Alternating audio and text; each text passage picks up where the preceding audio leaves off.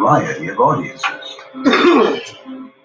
Mobile production units and armed loudspeaker teams trained to deliver these messages to the most remote and dangerous parts of the world. All of these duties fall under the larger umbrella of psychological operations, as their objectives extend well beyond battle. We have people every day down in Latin America supporting neighboring countries in counter-drug operations. We also work with refugee control. We deploy to support humanitarian relief missions. But when we've been in operations where we do have combat, we've been there right alongside with the other combat forces. This challenging field contains many specialties. Communications that are intended to raise the morale of Allied troops or friendly civilian populations are known as cohesive. Those designed to lower your opponent's morale are divisive. Strategic messages reach general audiences far behind the front lines and focus on long-term results. But the primary mission of psychological warfare specialists is to lower the morale and decrease the efficiency of the enemy soldier on the immediate tactical battlefield. And persuading the enemy to surrender is the ultimate challenge. Battlefields are terrifying places, and they're usually occupied, no matter how well trained soldiers are, by terrified people. And so trying to insert messages to induce them to surrender or to desert or to give up and walk away from the battlefield is a terribly difficult thing to do. Just as in advertising, understanding the target audience of a particular message is critically important. Civilian analysts who have devoted their careers to studying the history and culture of a particular country or region of the world help the soldiers shape their messages, which are also known as propaganda. More current information can also come from intelligence agents behind enemy lines and by interrogating prisoners of war. Pooling these secretive resources provides the best chance for words to be stronger than bullets. But even minor mistakes in the world of psychological warfare can carry disastrous consequences. Some of the biggest embarrassments in the history of psychological warfare have come about because the person or the organization attempting to persuade another audience, making really big boots because they didn't understand the language. For example, in the Persian Gulf War in 1991, Iraqi leaders were anxious to try and lower the morale of American soldiers who were fighting in a strange land thousands of miles from home. A female Iraqi broadcaster, nicknamed Baghdad Betty, tried to appeal to the predominantly male American troops. Baghdad Betty has suggested that while they were in the desert, their wives and sweethearts were at home sleeping with all sorts of movie stars, ranging from Mel Gibson to Bart Simpson. They clearly didn't know Bart Simpson was a cartoon character.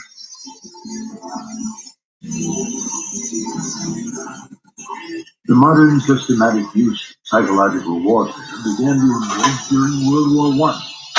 Some messages were floated across the lines, tied to small balloons, but airplanes provided a more accurate way of dropping leaflets on the enemy. The German army was actually the first to distribute leaflets, beginning in the fall of 1914 over battlefields in France. The British were hesitant to respond with similar attempts at persuasion. You have to remember, psychology, advertising were still in their infancy, and so people thought that interfering with thought processes was almost against God's will, and so they were very suspicious of psychological warfare. The human mind was not as fully understood as it is today. Lord Northcliffe, who owned the London Times and Daily Mail newspapers, wanted to lead a psychological warfare retaliation. At first, convincing British military leaders was difficult. As one general plainly said, the thing was to kill Germans. But by March 1915, the British began dropping leaflets over the German front lines. Both sides used similar themes, such as portraying the enemy's leaders as self-serving burdens on the common soldier to increase dissension in ranks. But since the war had degenerated into a stalemate, it was hard for any army to gain distinct advantage.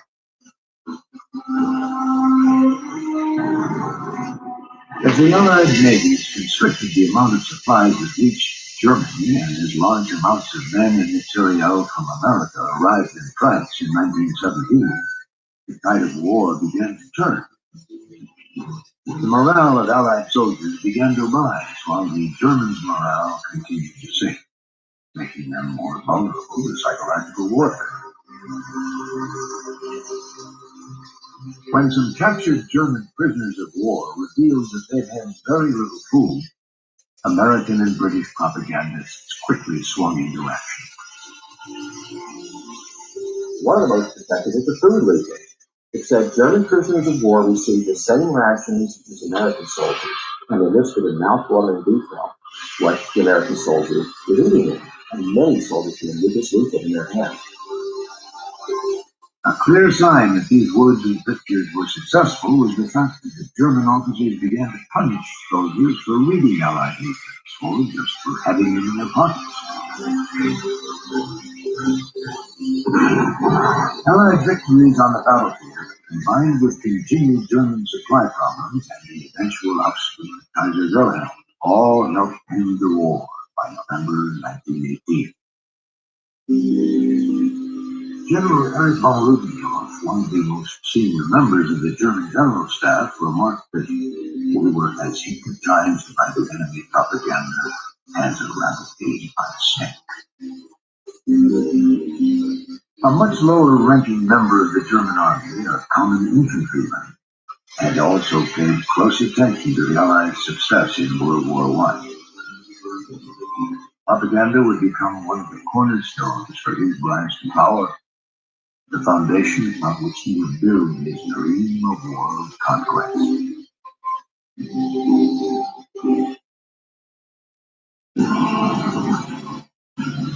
Following the German defeat in World War I, Adolf Hitler marveled at the Allies' successful use of propaganda in his book Mein Kampf.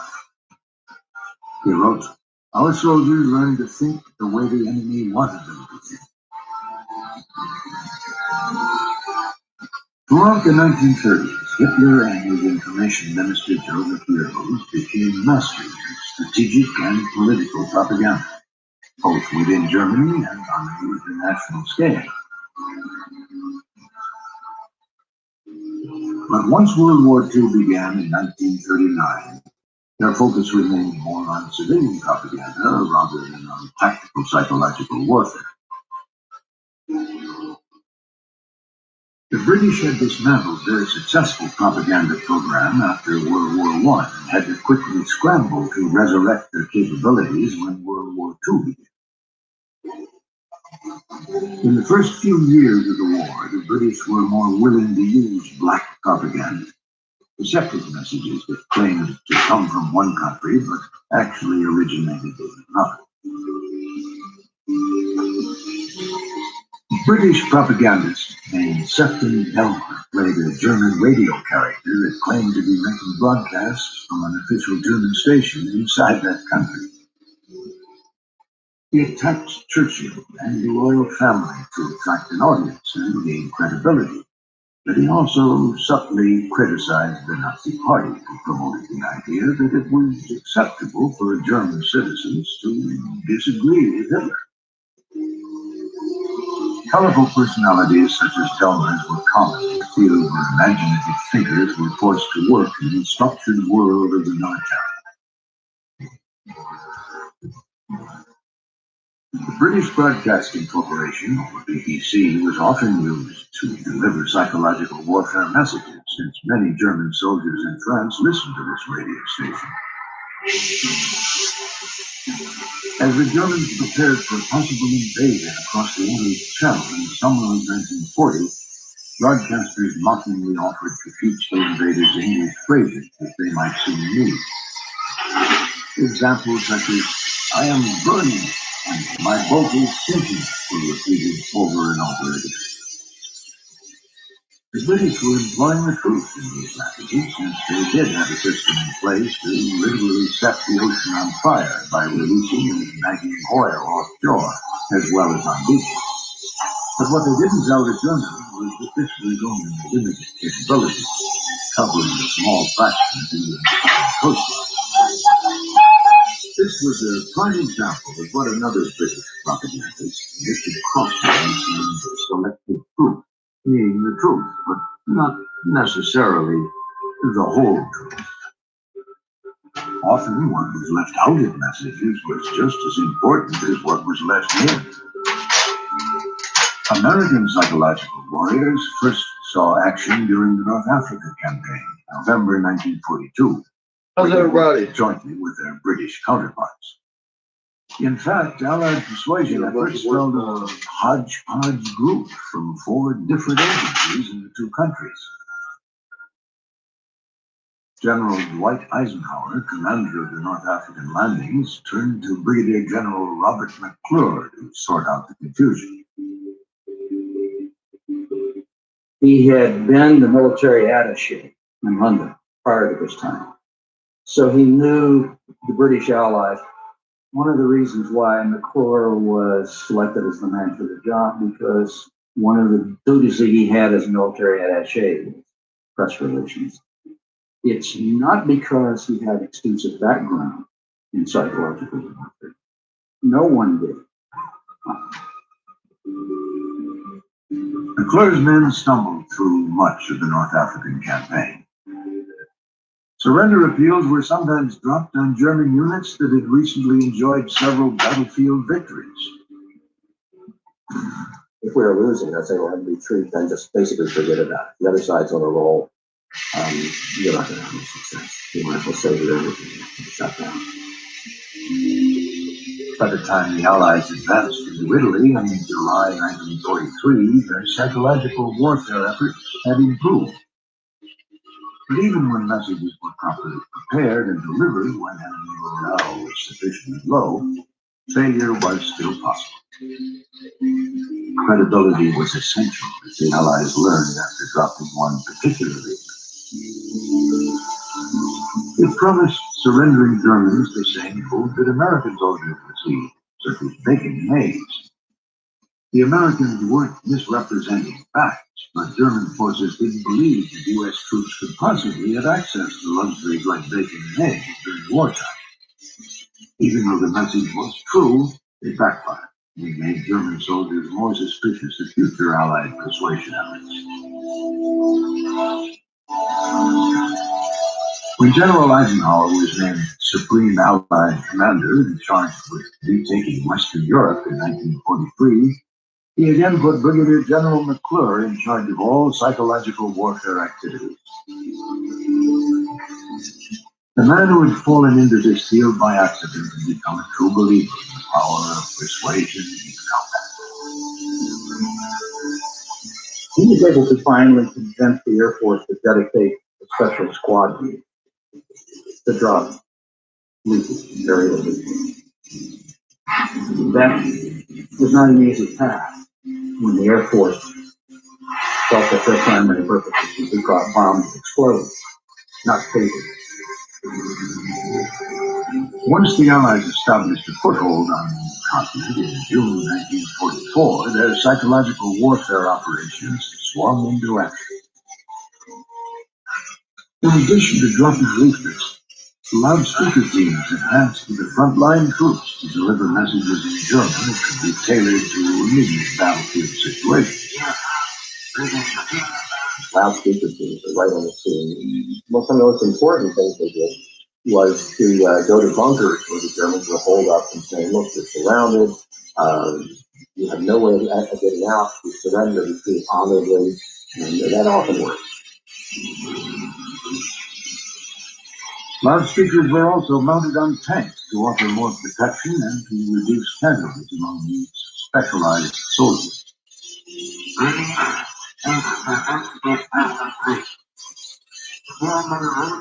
The Germans tried to persuade Allied soldiers with radio broadcasts and leaflets, but their efforts were mostly ineffective. They were retreating, and their battlefield propaganda often contained awkward English phrase. When they tried to inspire loneliness in American soldiers, they overplayed perceived notions of anti-Semitism in the U.S. by portraying American wives or girlfriends falling into the arms of lecherous Jews.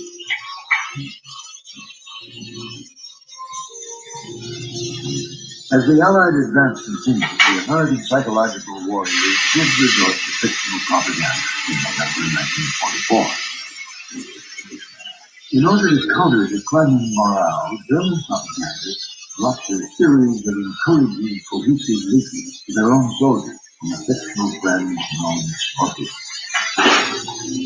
Even duplicate copies of the story, in which we were saying things like, if your officers don't exhibit sufficient national social zeal, you can keep them. And that's the Field Marshal Moses caught on that we were using that historically, and he told his own people to step down and say, you can be made fooled that easily by the Americans saying, you know, the United States. As the situation became increasingly hopeless and supplies began to run short, more and more German soldiers decided to surrender and live rather than fight and die. The big combat plan was the primary method designed to make humanity seem essential. This virtual ticket out of the war provided an enemy soldier with instruction on how to get himself up. Indeed, actually, I mean, each of those skills that we do not expect to be found in these experience places. And so one of the most effective methods of getting that message across is called conduct. Cultural factors is reinforcement beyond the dispatch of straightforward. Women really sensitive, order, and discipline, structure. So what actually happened was the leaflet designed to appear to be an order, and the order was signed by General Eisenhower, requesting that they surrender as soon as possible. The Allies waged an effective psychological warfare campaign in support of more traditional military weapons in Europe. But their counterparts in the Pacific faced an even greater challenge. They would confront a mysterious, often incomprehensible culture in which anything, even death, was more acceptable than surrender.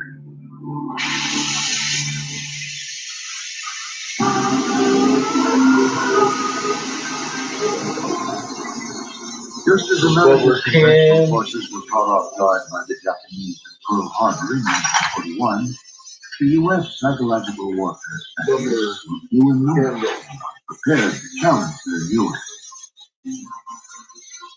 They underestimated the strong indoctrination of the Japanese. Honor and loyalty to the emperor, even in the face of death, were much more important than survival.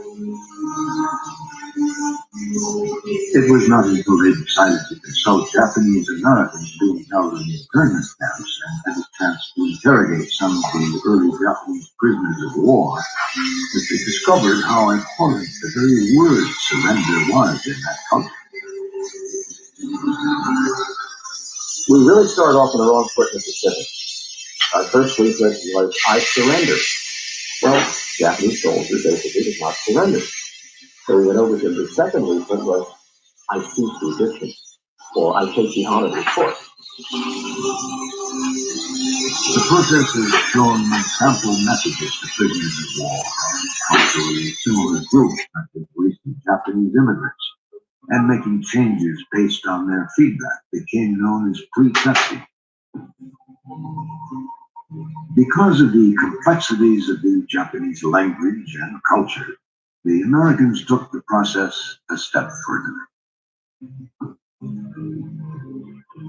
Japanese Americans or actual Japanese POWs who are willing to cooperate with us. We would want the leaflets not only to use the correct Japanese terminology, the right cultural forms and so on, just to get the language correct. By 1944, the tide of war in the Pacific had turned. The American forces were advancing in a bloody iron-hopping campaign against strong Japanese resistance.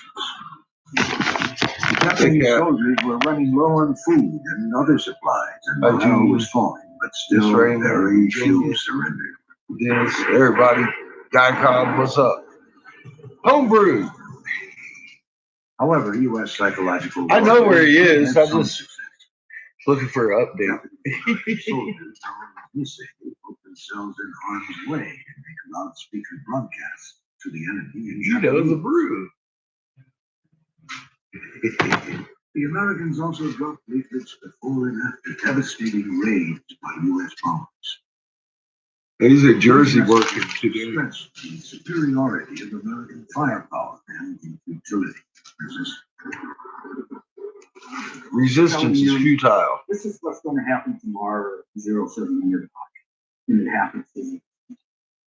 Now, we're going to do it again tomorrow at the same time. And if you just as soon not have to undergo that, here's what you have to do. Canadian clown, what? I don't know. I don't know what you're talking about. The Emperor picked up one in his own imperial No palace. idea what you're talking about. And he was told when Tokyo was going to be bombed. And he said in an interrogation after the war. Oh yeah, he's been working out of state that lately. was, So he's away a lot. Japanese Trying to get a job done. efforts were not as successful. Western style and culture were apparently as foreign to them as their culture was to the Americans. The Movie Japanese about also beer. violated one of the most important rules in psychological warfare. I don't know. Insult the enemy I don't- soldier you're trying to persuade. No idea. frequently our enemies. Yeah, he's doing good. Japanese or Germans He's doing good. Would portray the Americans as cowardly. That's just going to get people's backs up. I haven't even watched all the Marvel movies, for God's sake. The Japanese leaflets that attempted to make Allied soldiers feel lonely or suggested that their wives were unfaithful were some of the most sexually explicit leaflets used What can I in say? the country. I'm a little behind on movies. This tendency to cause more. Got any new zombie movies? I'll be on that shit. And some soldiers are rather disappointed when these kind of leaflets were dropped. The radio broadcast by Tokyo Rose also had The Great White North. That I've seen. That's some old shit.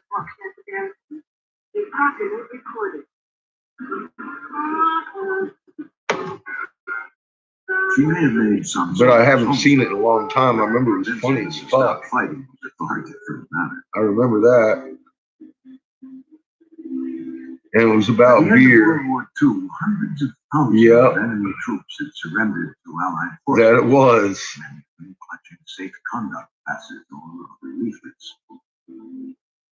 Although it was difficult. Well, what about it? Precisely the opposite was still early. Oh, who were they? Oh, Christ. Psychological warfare does help save lives on both counts. On the count of I don't know. I don't remember the many names. soldiers who I know who you're talking about, though. killed trying to get an enemy soldier out of his foxhole or his bunker, and on the other count, the enemy soldier whose life is saved. Despite their success in supporting combat forces, most American propagandists re-entered civilian life after the war.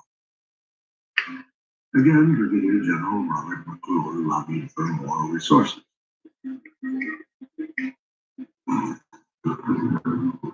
What am I making? A bowl full of hash and a bubbler in the kiln. had to pack myself a fucking work bowl. General MacArthur's psychological warfare team in World War II was still stationed in the Pacific. He hurriedly marshaled his limited assets.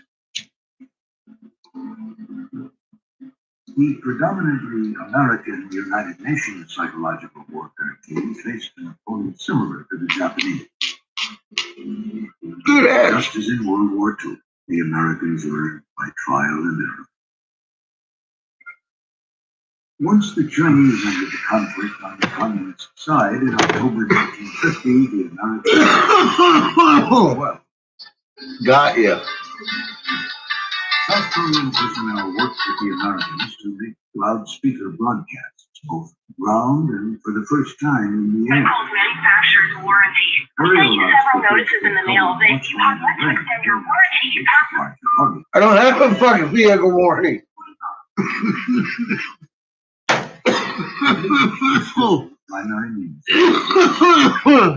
My fucking vehicle got about 300,000 miles on it. Who's gonna warranty that? Bitch, me crazy. Do people actually fall for that shit? Negotiations began at Panmunjom in 1951. I guess, I mean, like, I get calls like that all the time. I guess they do. One of the American propagandists happened to notice something. People are stupid. The chief of North Korean negotiator, Lieutenant General Nani, in the winter of 1952. I do too. And I'm just wondering why. Who would fall for that shit? But then again, I was thinking, well, wait a minute. There's a few degrees of people I can imagine, like the entire fan club of fucking Gina. And his fucking flat tards. Flat tards would probably be right up on that shit.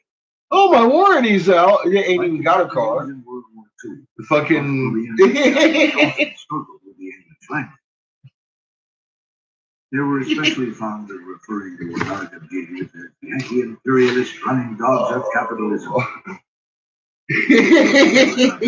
That's bad. Strange and messages unconvincing to American soldiers. But they have to be getting somebody to be fucking putting all that effort into fucking doing that shit. With numerous American soldiers already wondering why they were fighting the Korean Civil War half a world away, the Leave Korea to the Koreans statement resonated with many. There's a warrant out for you. That's not Once good. again, even compelling enemy messages did not lead Americans to freely surrender. Bob and Doug McKenzie. Way of life.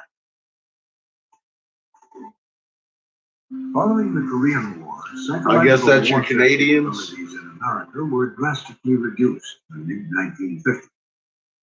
Once again, U.S. propagandists would be ill-prepared for their nation's next conflict, Vietnam, a decade later. Sorry, cat. The war has become a struggle for men's minds as well as for their bodies. Today, In 1952, General Robert McClure's years of lobbying finally resulted in the opening of a training center eventually. Oh, you're going to jail if you don't. Oh, I've never had that one. Fort Bragg, North Carolina. I've never had that one.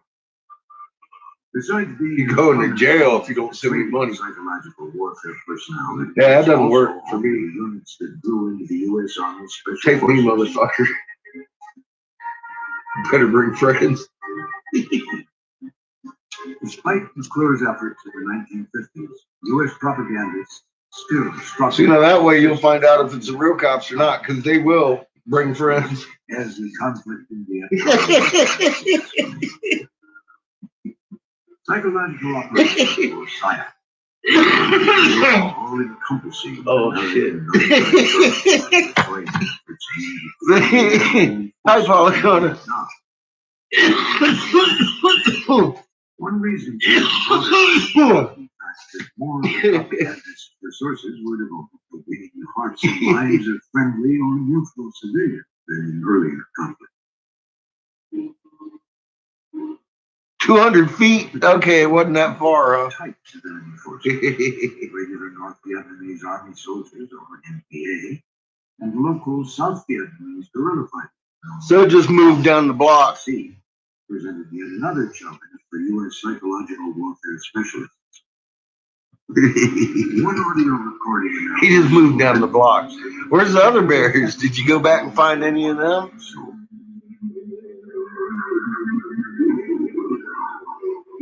it's going to the belief among many of the Vietnamese people that once a person is dead, the remains must be No placed thanks. in an ancestral burial ground. Otherwise, the soul of that person would forever wander in space. That's sad, This tape consisted but of a little expected. voice that was recorded through an echo chamber that represented the soul of the dead soldier.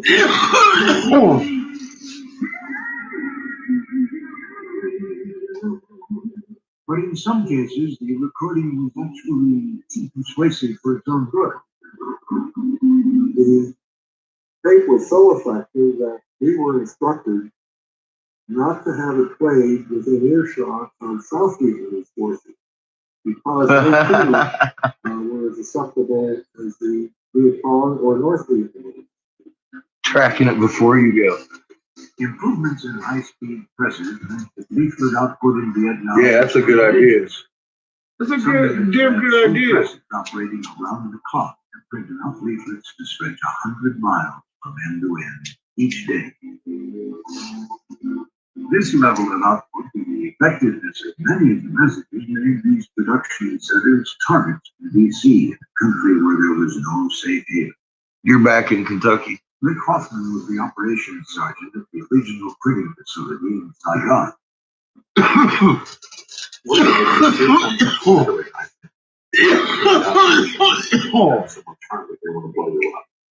And on December 4th of 1966, they got wind that we were producing a leaflet that featured a DC colonel. So in fact, a small team of explosive people. So was it hibernating? Across the roofs. Or does he know yet? Has he actually gone physically back and looked? In my building.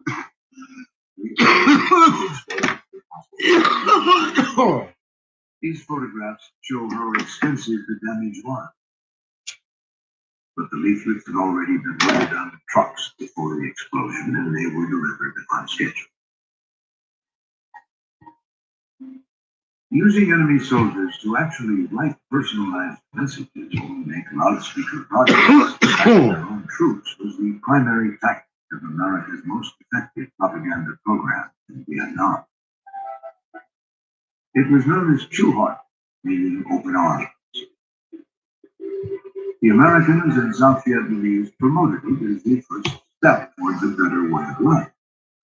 They welcomed the defectors, fed them, gave them a place to sleep, and even taught them a trade.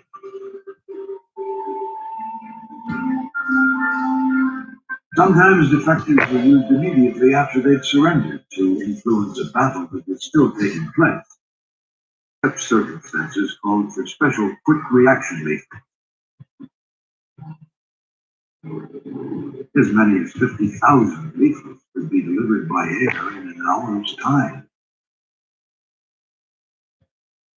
Dutch witnessed the power of a quick reaction leaflet on February 24th, 1969. The NVA launched an attack near the Benoit Air Base. When South Vietnamese and American troops stopped the NVA attempts to overrun the base and free a large group of their prisoners, the NVA flooded into the village of Tan Hat. The residents fled and a battle ensued. During that battle, there were two North Vietnamese that were captured. One was an officer. Our battalion persuaded him into making a paper octopus and writing a leaflet that would be directed towards the surrounded remaining North Vietnamese forces in the village. This is the actual leaflet developed that day. It contains personal appeals to some of the man's former colleagues by name. A world of warriors against an ancient evil. I was looking for a documentary to listen to. That was getting boring.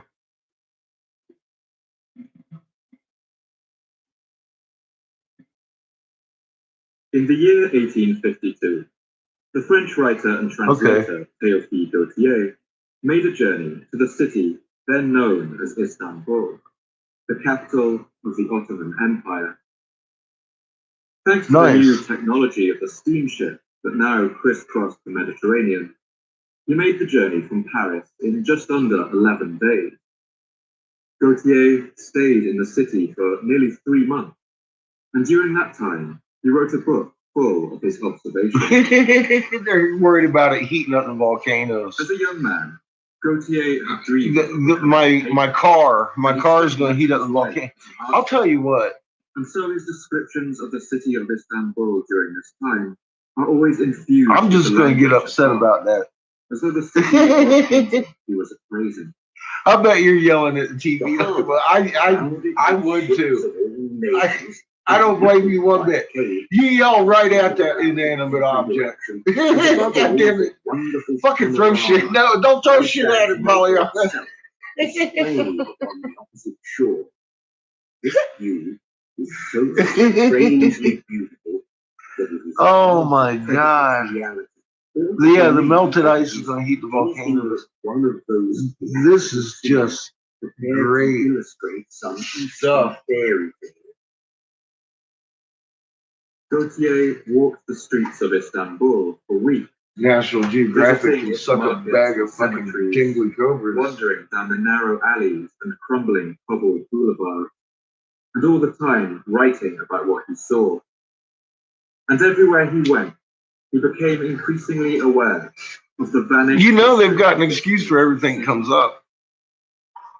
While the Ottoman Turks who lived there increasingly referred to their city by the name Istanbul, Gautier, along with much of the rest of Europe, knew it by a different, much older name. Shit. That name was Constantinople. Everybody would be on the big screen, man. It's gotta be tough. Another very different empire. One that had been the foremost power in Europe. I have this on big screen. This was a power known as the Byzantine Empire, or more simply, as Byzantium. Byzantium had its. That's how I got my kids' TV hooked up to his computer. While the west of that empire fell, the east remained. Cable inlet. It lasted for another 1,000 years after what people commonly think of as the fall of Rome. It stood and endured, and in its great libraries, it preserved and protected the knowledge of the ancient. But the ruins I've had a little bit of lag here and there. Now littered the streets of Istanbul. It hasn't Of all been the out ruins that Gautier visited, none affected. I mean, look at this wall. Look at all the closed field lines and the induction heating going on. You're going to have Wi-Fi fuckery. Around the world. I don't know if you've noticed, but I do notice that, well, people noticing. And around here, they're going back to fiber optic. They're laying an awful lot of fucking fiber optic and setting up fiber optic shit. That's what they were doing at my hub. When I said they're fixing this shit, trying to fix it because it keeps going out every day, they installed fiber optic because the ionospheric interference is making it impossible for them to fucking high-speed internet via satellite. I said they'd go ground before we lost internet. Guess what? They're going to ground. It's there's another off the wall prediction. I don't remember what fucking video I put it in. I know I said that more than once. Like, we're gonna lose our motherfucking internet, but before we do, they're gonna go to ground. And we'll be a little bit slower. We might even be dial up. Who knows? And those are the words I spoke. I remember them. I got that kind of memory. I told you it might even be dial up speed, but they ain't gonna let it fall because they need people's fucking faces in the screen instead of in the sky. I told you yesterday, Richard's seen that planet that me and him seen together fucking more than once. And I found that out when I went and picked up my ox. I was like, you did what? You see them more than once, dude? Are you fucking kidding me? He's like, yeah, I see it every now and again. Fucking edge. Fuck. He's outside all the time, though.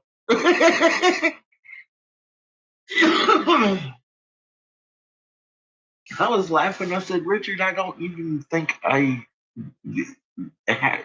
don't think we even had a conversation after that. He says, nope. You just said I gotta go. You were gone.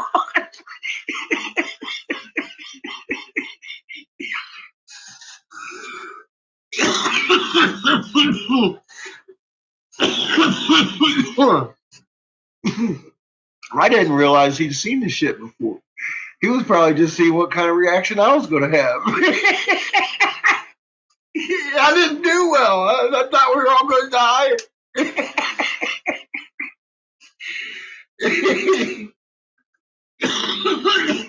Oh my God. But apparently he's seen it more than once. I mean, it's fucking massive. We're next to this fucking massive thing that's fucking way bigger than us. When you see it, it gives you vertigo. It feels like you're over the planet. You know, it's like holy fuck. You just and he's seen that a few times. He said, I don't know how many times. He said he's seen it a few times. I almost shit myself down. I was like, what? You what? 5G is Gwyn systems, Yakov. Come on now. I've covered that. No, 5G ain't for our internet. No. Yeah, you're right, Jim. No, 5G is for the communications after the shit goes to hell. I mean, look, they setting up that under your nose. Now they propagandize the fucking break into the state capitol so they can armor up the capitol. Now there's armor everywhere. Fucking in DC. Well, this is planned. This is what it is when they start putting up their infrastructure right before the shit goes to hell, right in front of you, because they know we're going to find out. There's something big is going on, and they're getting ready for some shit. War, civil war. They're planning for it. If they wrote about it, you know. Anyway, this is all step by step.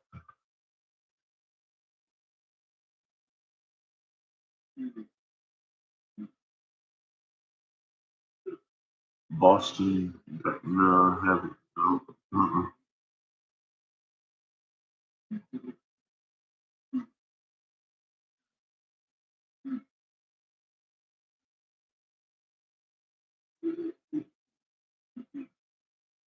no, I've never heard of it.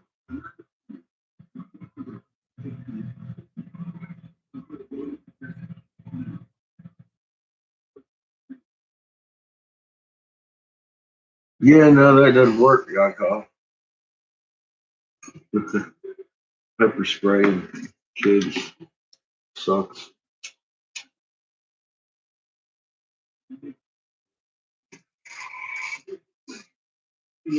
In general. Leaving only this harsh, salty land where nothing would grow. But this was all about change, in the most dramatic and apocalyptic way imaginable. This vast, deep basin was separated from the Atlantic Ocean by a thin strip of land, only 60 kilometers wide, joining the land masses of what is today Spain and Morocco. Beyond that, Yeah, they got crazy smart robots. I agree. And as 600 millennia passed by, those Atlantic waves ate away at narrow strips of rock. They got scary fucking dog robots that can carry guns that they got walking around in New York City, carrying around cameras, giving people tickets if they're not 6 foot away from each other, getting them used to them before they put the guns on them. And the Atlantic Ocean was unleashed into Europe. What followed must have been one of the most impressive and terrifying sights that has ever occurred on Earth. The world's ocean burst into the Mediterranean. Yeah, And under they the radiant they're gonna have problems to start looking at me. I will defend myself. more than a kilometer. This channel is thought to have carried more than 200 billion liters of fuel every second, or as much water as 1,000 pounds of river, reaching speeds of up to 90 miles an hour. Yeah, I know. They have them in Central Park and all over the rail stations. To create the sea 4,000 kilometers. It's crazy what we're allowing them to do because of this fucking virus. People are so scared they let the government put fucking war robots on the street. They ain't got no damn guns that I know of yet. That's coming. Refitting takes fucking 15 minutes.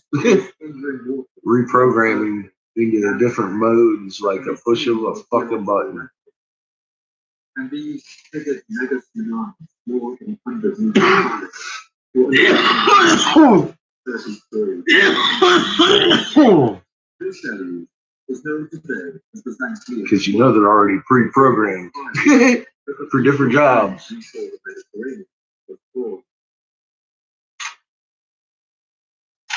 Yeah, I saw that. I made a video like last year sometime about that stupid dog shit and all that COVID's mess. A narrow channel, only 8 kilometers across at the strait of the globe. Europe and Africa are now 2 separate lands. Pretty much. We don't have things to take that kind of shit out. You don't have grenade. You don't have. It would take explosives to take something like that out. We don't have concussion weapons. That's illegal.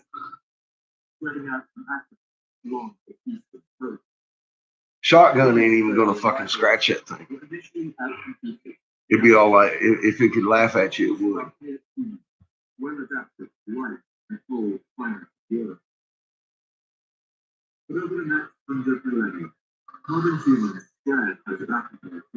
Yeah, you probably have them, Gene, but not out on the street yet.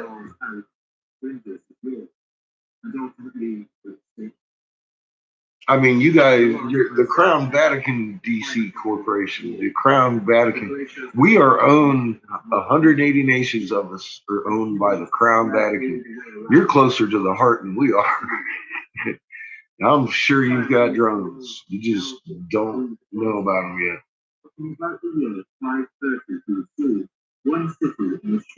Well, I know that's what I'm thinking, CH. Just first day of combat's not going to go well. Is all I got to say. I wouldn't want to be around them fucking robot dogs anywhere near fucking field of combat without having pre-made a bunch of booms, because that shit is real, man. Them fucking dogs, the robots like that just ain't going to be stopped by a conventional weapon, and you're not allowed to own anything other than a conventional weapon, and dumbed down ones at that. So if you had a 50 cal with some fucking armor piercing on it, maybe you might be able to take out a dog. I don't know. I've seen them in action, but I've never seen them in that kind of testing. They're not going to show you that. The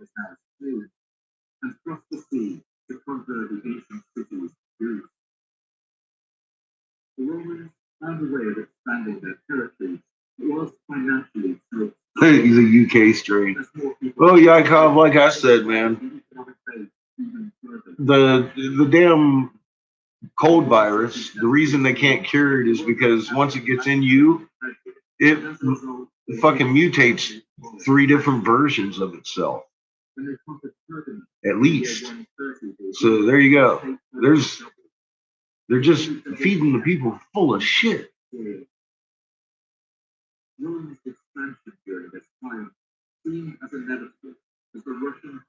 No, they want people to take this shot so that it binds with their RNA and they start perpetually putting out deadly virus to themselves and everybody else around them. And or if they don't fucking die from the shit, then they they usually have palsy or some sort of nerve damage going on, because that's the purpose of it. They want to fuck up your ability to migrate your frequency. In mass. That's how they're doing it. Right here. The mark of the beast. Don't take it.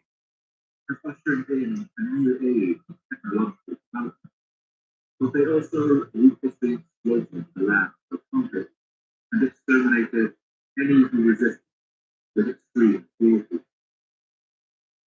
In the 2nd century, 5 great emperors ruled.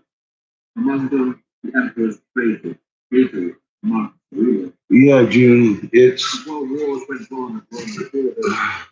time for you to go to land if you have to. I'm glad you got a place to go. I'm glad you have a place to go.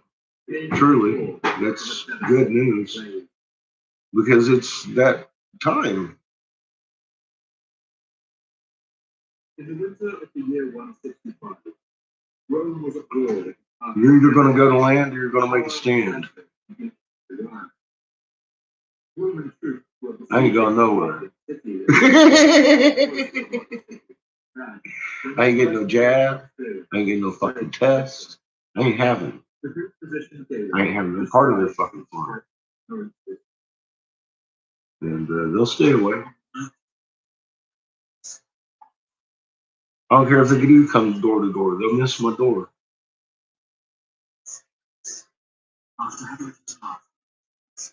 Good, June.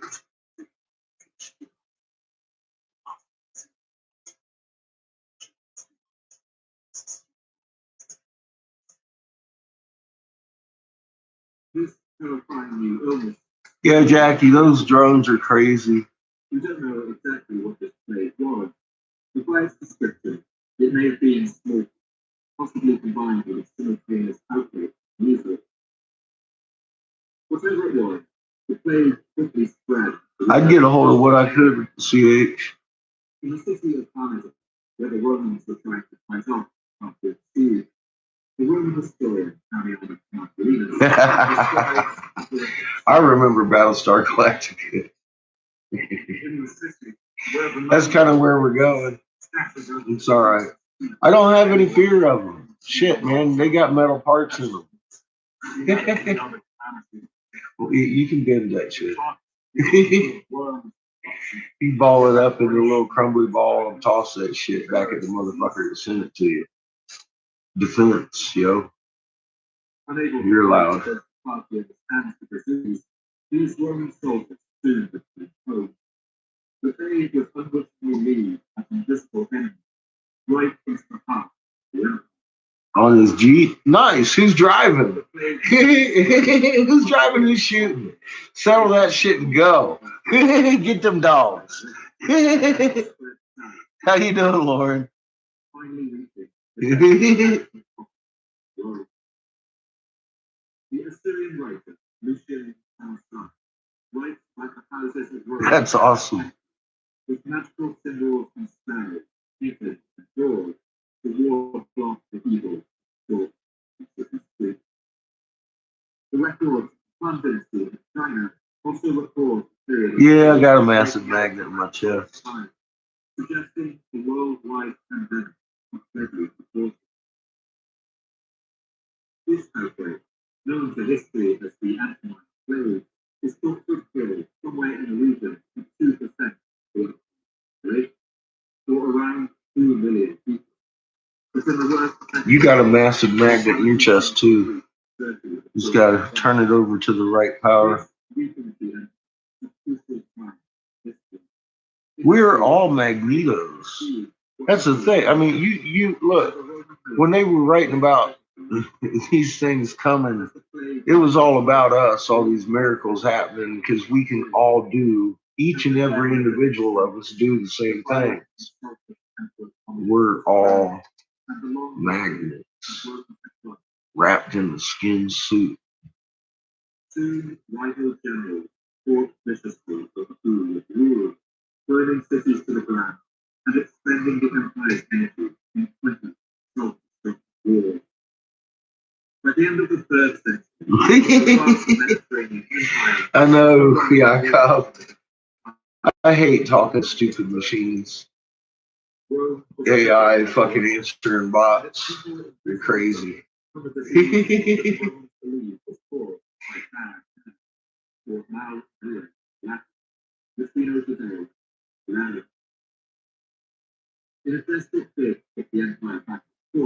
Yeah, you have a magnet you didn't know about. And that's your magnet signature. That's why they're unique.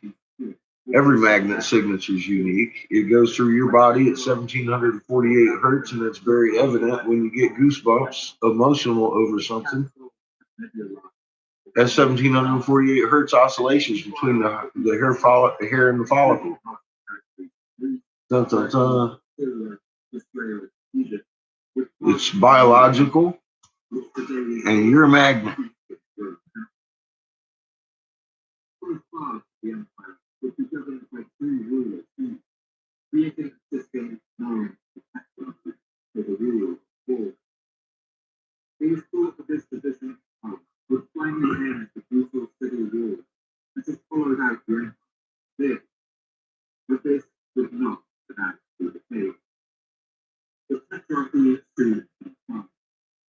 Yeah. It's pretty evident. We got to wake up to other magnets. The more that know this, the stronger we all get.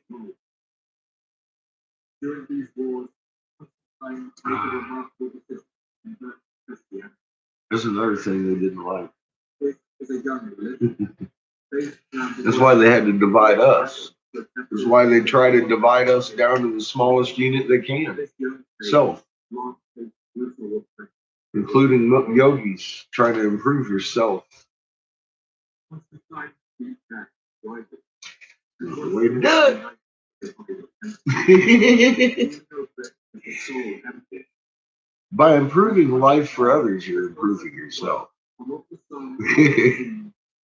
It's the symbiotic relationship because that gives us all purpose to do it. You know, and value.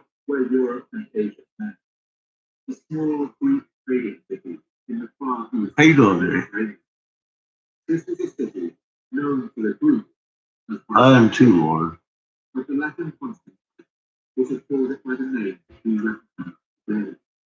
Yeah, Greg Braden.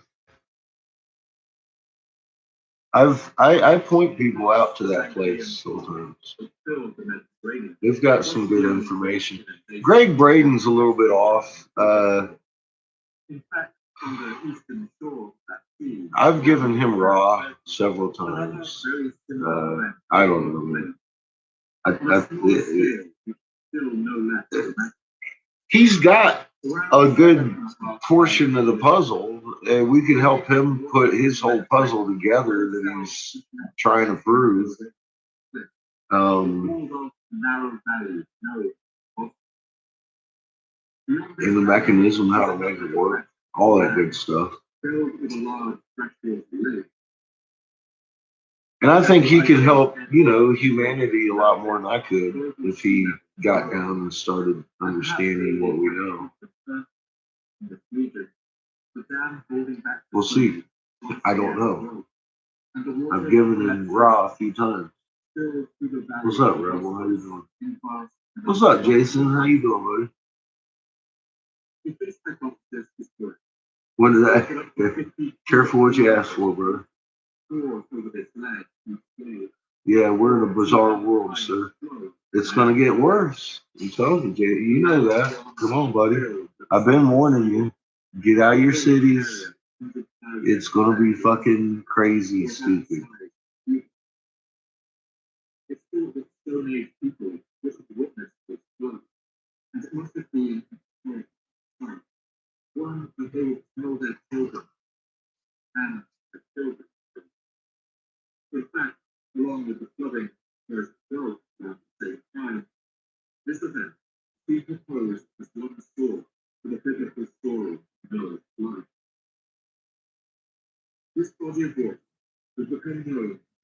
sea.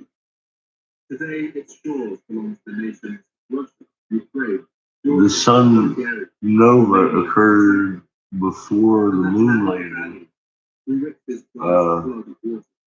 What sun nova? Which we call the Bosphorus. Here, the continents of Asia and Europe are separated by only about 750 meters of sea at their narrowest point. Listen, Jason, yeah, dude.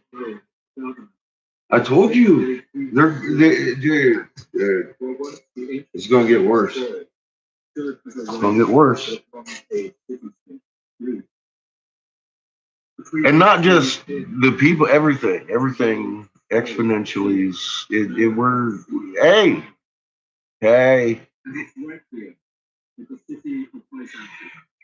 we're pretty done with tribulations, bro. Byzantium was an ancient Greek colony, founded by Second from the powerful port city of Megara, around the year 667 BC.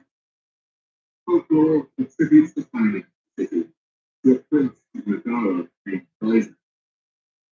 And the inspiration for Byzantium's journey came from the oracle of Delphi. You're awful close to a big city, buddy. Analysis has shown that this oracle was built in a place where volcanic gases were vented from the earth. I've got a lot of my old friends are coming out of the closet out of nowhere. And I'm getting out of town. I'm like, I've been telling you to do that for a while. I know. According to this piece of paper, the oracle of Delphi gave Prince Byzantium a 14-piece prize. You must set sail and search for the land opposite the city of the blind. Yeah, it's not a good spot to be. So Byzantium Because they're not very far apart either. through the narrow Dardanelles Strait and into the sea of Iran.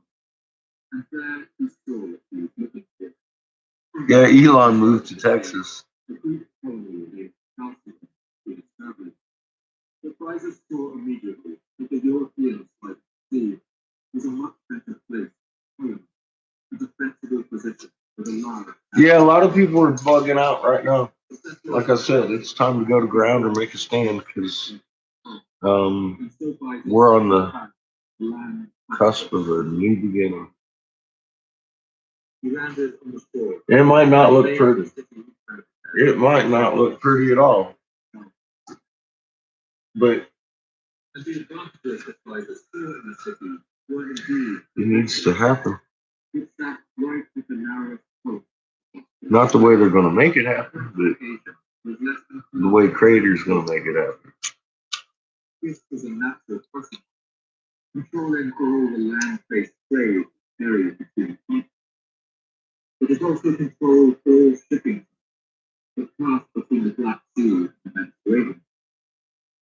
On top of this, the swift current flowing through the narrow channel would make it very difficult for any army to attack Syria. The city's harbour was a long slither of a river estuary, sheltered from the swift ocean current, and large enough to hold thousands of ships. This body of water would come to be known as the Golden River. Hello, New Cali. I know. I keep telling people, look, you watch that new Navy map or whatever they're calling it. You keep in mind that's a static map. That ain't showing the sloshing around that made it like that.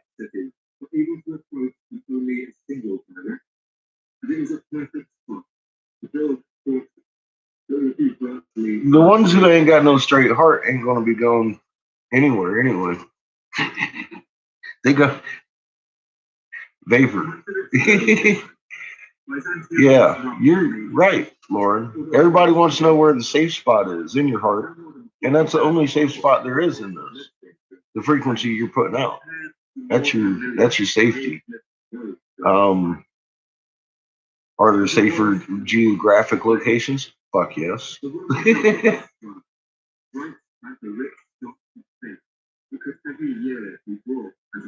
Yeah, don't get vaporized.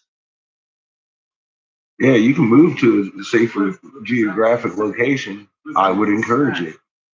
Get yourself some water and beans first. Fuck. And get ready. Just get ready.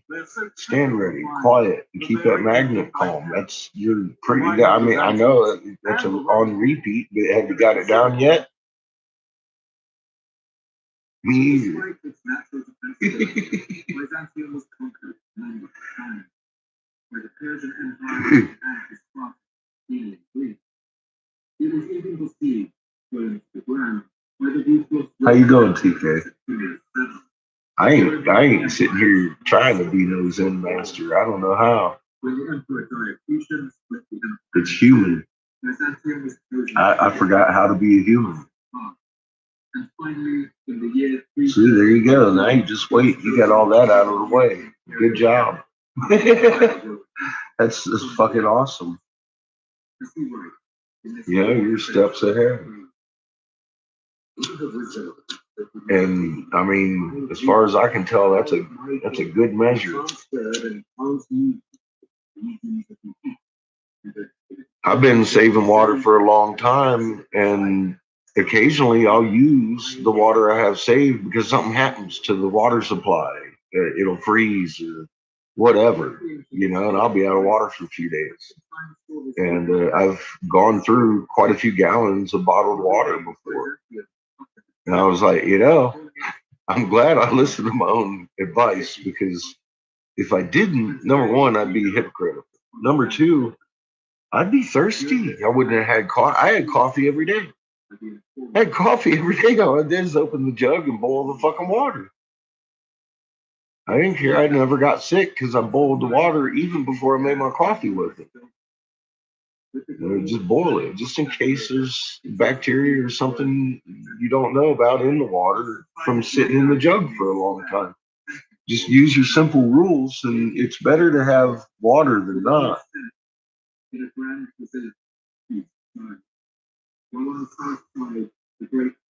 Yeah, we're all fucked, pretty much. So get your shit straight in your heart. And that's where your safety's going to be. That's pretty much it. We got the information. It's pretty simple. And you've got your contact with your mama and your papa right in your chest and in your alpha wave. So you're going to get your instructions, and not from me. Yeah.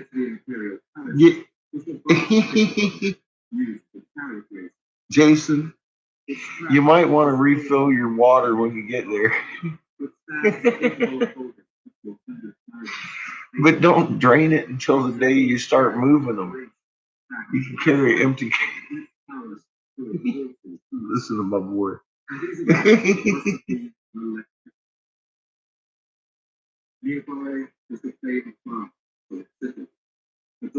You going to bed? Have a good night. Have a good night, Cat. Fuck like Chuck. Chuck. I don't know who Chuck was, but apparently he was fucked.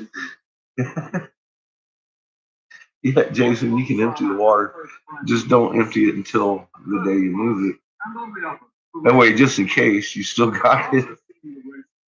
If shit happens in the middle of your move,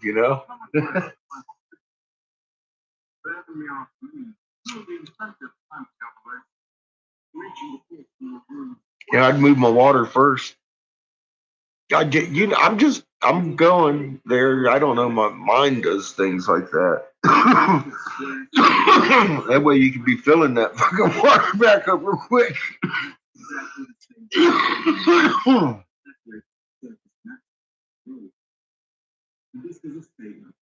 Charles.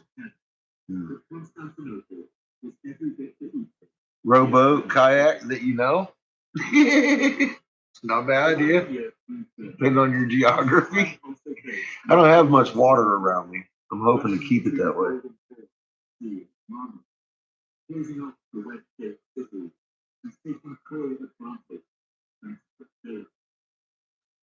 I haven't had any of them vivid dreams. Tell me I'm going to drown. and one of the old city walls, clearly an impressive state of how large we expect this new town to grow. Water wings at least. In the next century, Byzantium would grow and immense growth. And by the beginning of the fifth Something to help you float. century, out even beyond Constantinople. Today, we can trace the expansion of the city and the advancing rhythm of city walls, growing outward like the wind. It's LSD. The emperor in the east, a man named Theodosius II, It's liquid LSD. I have it on tap in the house.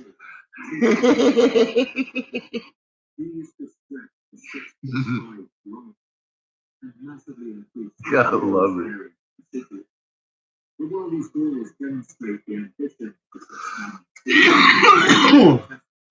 the increasingly dangerous world with the young capital found itself. Hand sanitizer. When you look at the situation the Emperor Theodosius faced at the time of the embark, Yeah, it's recycled water. It's an experiment. Oh God, why? It ain't my fault.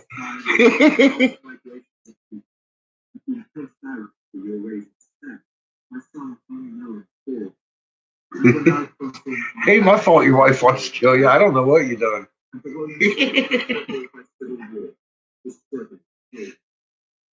One writer summed up the move of impending doom in a speech he gave. If she don't want to move, Around the year 399. she probably don't want to move, huh? Everything balances on food. And the state needs She got friends there. And the emperor, the prospect dangers of troubling the Roman Empire for so long.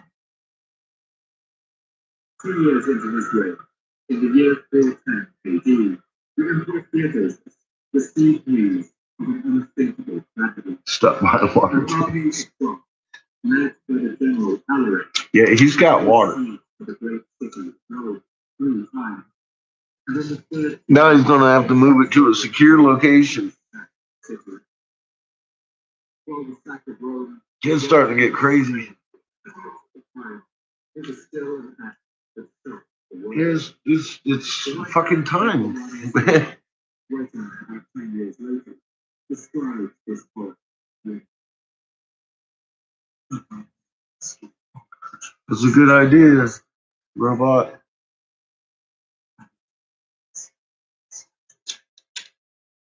Because the well's awful far down there without any power.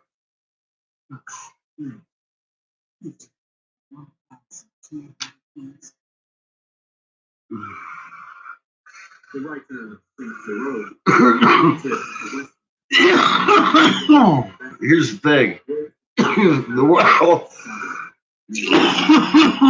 The well's usually fed from some sort of surface water, so it might get contaminated with iridium and iron oxide. 1 and 2 of 1.73 million significant hits in 3.3 seconds.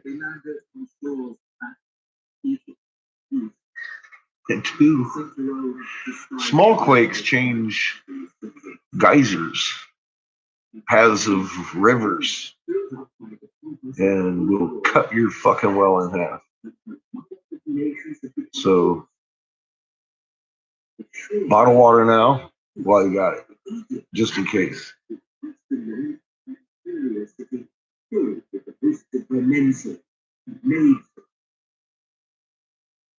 Wherever the Roman refugees landed, piled into boats, starving, thirsty. Yeah, those things rot. The wife's like, what the fuck are you doing? I'm getting some water, honey.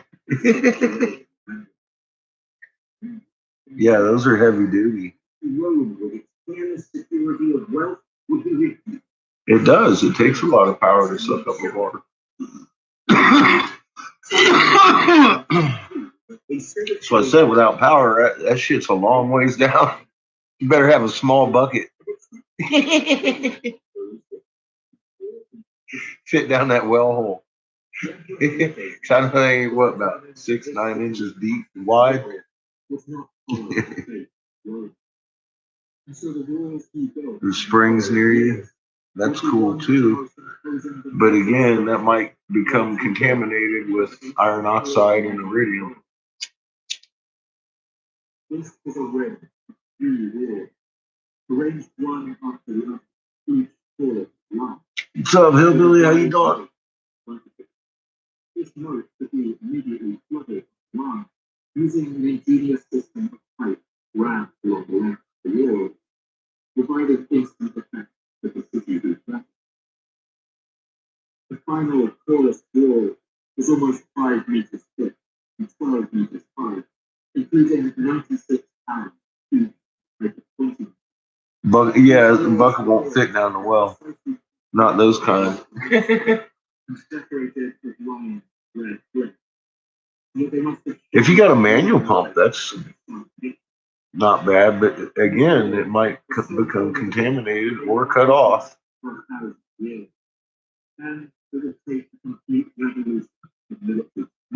Land shift during an earthquake, shit's done. In fact, as the final stones were being put into place, they would face one of the most fearsome attacks we imagine. That's because yeah, big time. And then we started having big quakes again. I had said we're probably going to have another one here soon, and we cut off. And we did. We had the bigger one. It was pretty big. I don't remember. It was over 6. So yeah, we had one. A double banger. They're starting to hit twice on the time I've been calling them, within half an hour, 45 minutes of each other. Boom, boom. Instead of one every 3, 3, 2, 1. And then it's kind of getting erratic up there. So I got to watch ISWA. I told you guys off of ISWA last night, I was like, it looks like we might have another one. Because I was looking at the crunch meter and the activity back here in the Lagrange points where they were at. And I was like, And that charge blew in. And I was like, yeah, we might be having another one. And we did. We had a big one right about then. And somebody had said something about ISWAs again. You can't trust data. And I was like, look, I don't trust it. But so far, it's on. Absolutely correct. It's a little bit ahead of the quake map. So I can tell pretty much 9 out of 10 times if we're going to have a quake. And you guys and gals have seen me do that. And I've sat here and taught you how to do, told you exactly what I'm doing. And with a little bit of practice, you can watch and do it too. And any significant change like that usually triggers either an uptick or a downtick in magnitude and numbers of quakes. So that ISWA tool is showing good data, is what I'm saying. Now, are they taking data out? Yeah, because it's showing good data and they don't want us to see everything. See how that works? There's another correlation with that. Thank you for reminding me, Paula. Yeah, it was missing 4 hours last night while we were on live. That's how I think NASA's watching me and being like, all right, he's on. He's distracted. Turn it off.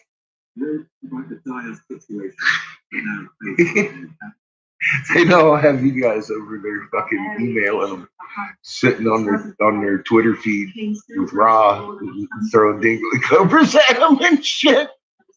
They know better than to let that motherfucking ISWA fall for too long.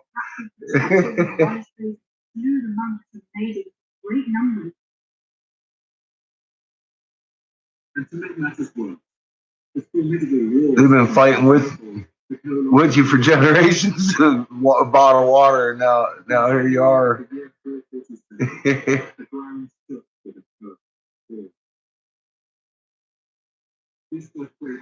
Yeah, NASA's been covering a lot of bullshit lately. They've got, well, they're gonna have to have an excuse for everything that comes down the pipe and make it seem completely unconnected.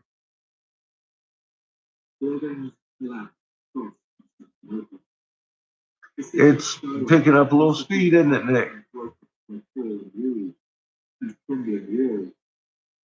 Hi, Julie. Welcome to YouTube chat from Colorado. The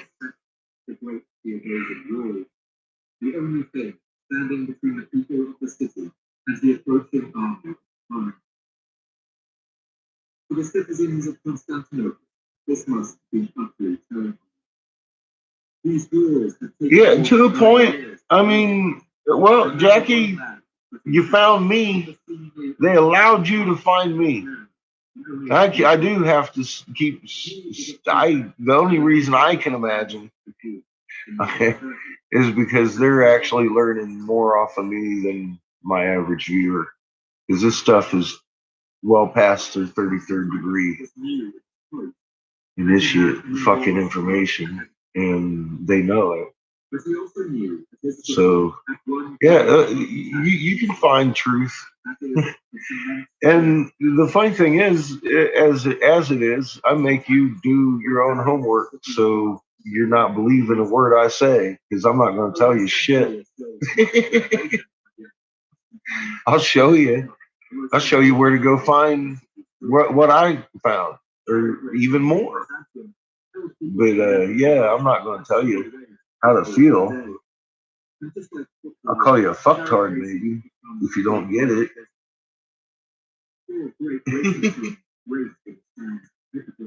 Lockdown blues suck, huh?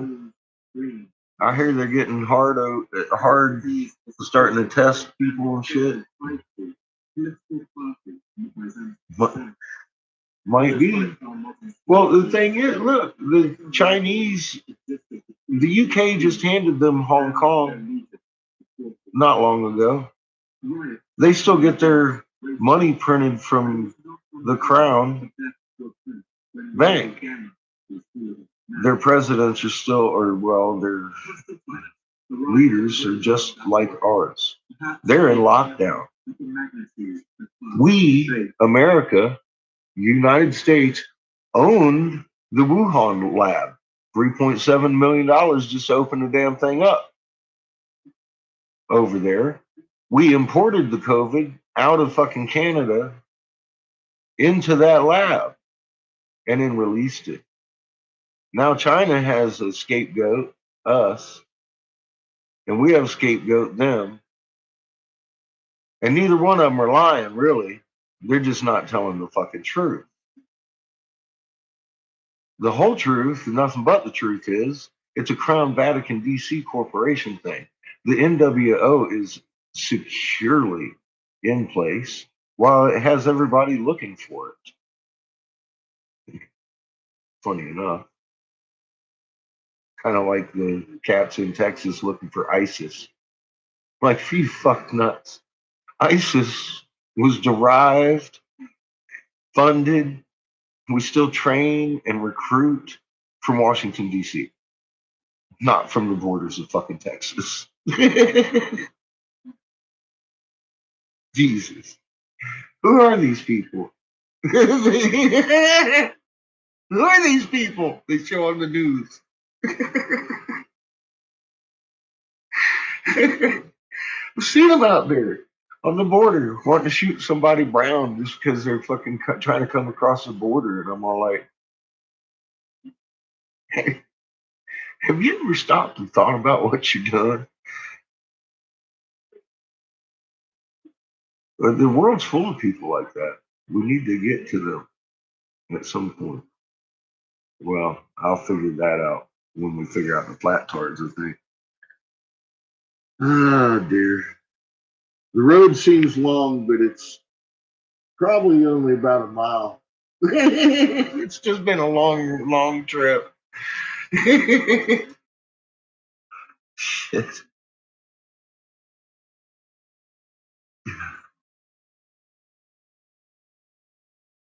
Yeah, the pedophiles, yeah, they do something. What's up, Rule? Chilling like a villain. Glad to see you around. It is a small world, especially if you're on your magnet. It's instantaneous. You know, fuck. It's just we gotta understand what our magnet does and how to use it and all that stuff. And we've been trained in absolution to not do that. So our subconscious is working against us in mass.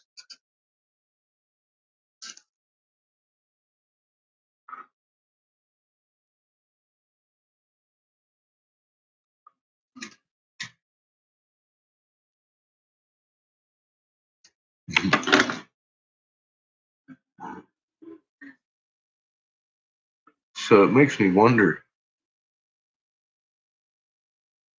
just how mom and creator have the method to wake everybody up, to give clarity to these folks, to me, to you. I ain't claiming clarity. I ain't claiming I know everything. I know I'm going to be involved in the whole frequency freak out myself. And this is my first roller coaster ride. I ain't trying to claim no fucking guru shit. I'm just saying, makes me wonder the method of which, because they got our biology. Okay, we were created. We're in the planet. We were created in its energy. Anything you could imagine of an experience, physical and mental, she could do to you.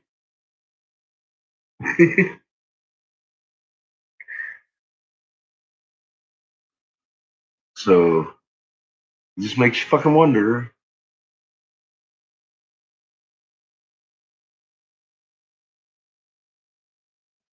And I'm not going to say I can't wait because I can. I'm just saying. I can wait, but the waiting is going to fucking be like on the edge of my chair, being like, "What are you going to do? What are you going to do? What's up?" Because I think I might have an idea. It's going to be fucking amazing. I'll tell you that much. To get through to some of these people, it's got to be. Yeah.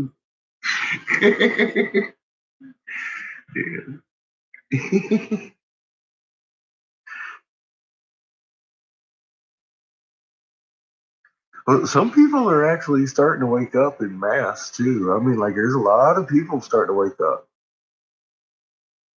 and looking in right directions. There's already shit at work that I have not seen personally in 10 years. People just coming out of the woodwork talking about, dude, you're right. Or, man, have you noticed? Or, man, have you this? I'm changing my entire fucking life. I'm leaving and going.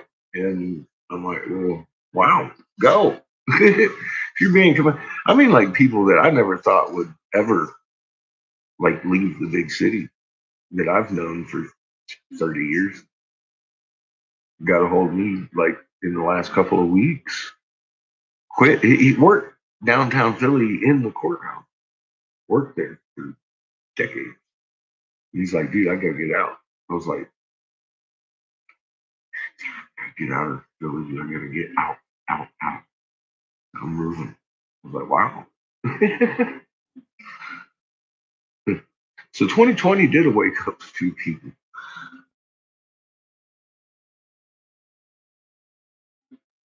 the very end of it seems, is COVID shit. I think he's well aware of what's going on with the COVID anyway.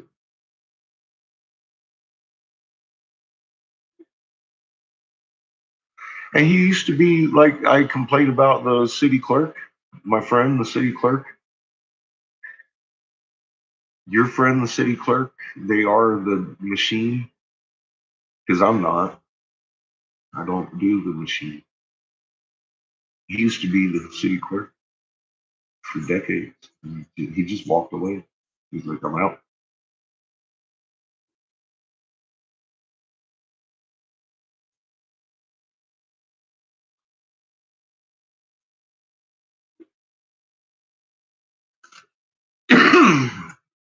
Well, I think we're going to have perihelia sometime around 22 myself. I don't know when.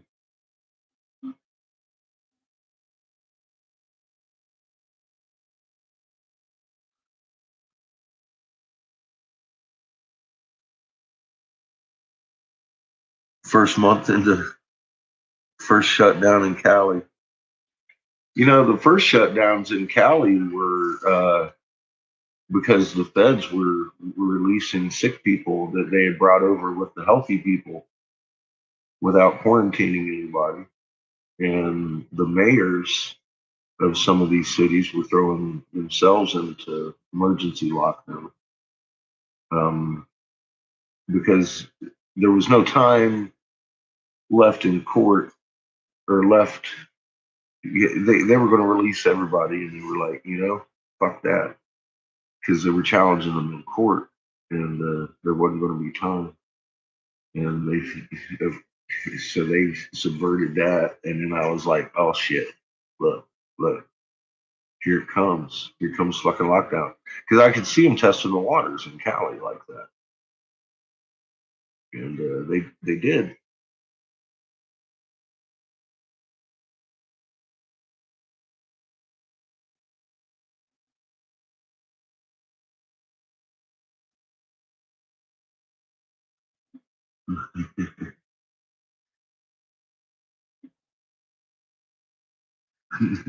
Nice. Keep that magnet nice and light. That's your feather of Mott. Nice light heart. That's something I read on the wall. I ain't done reading that yet in particular, but I got that much out of it.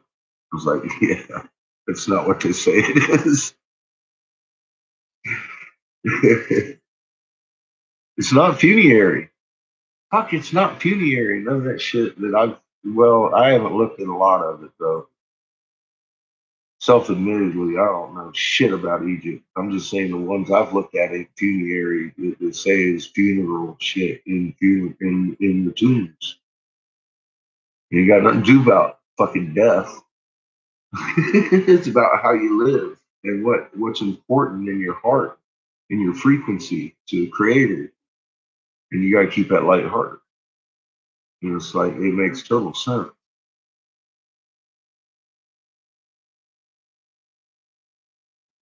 Because Anubis ain't no god. He's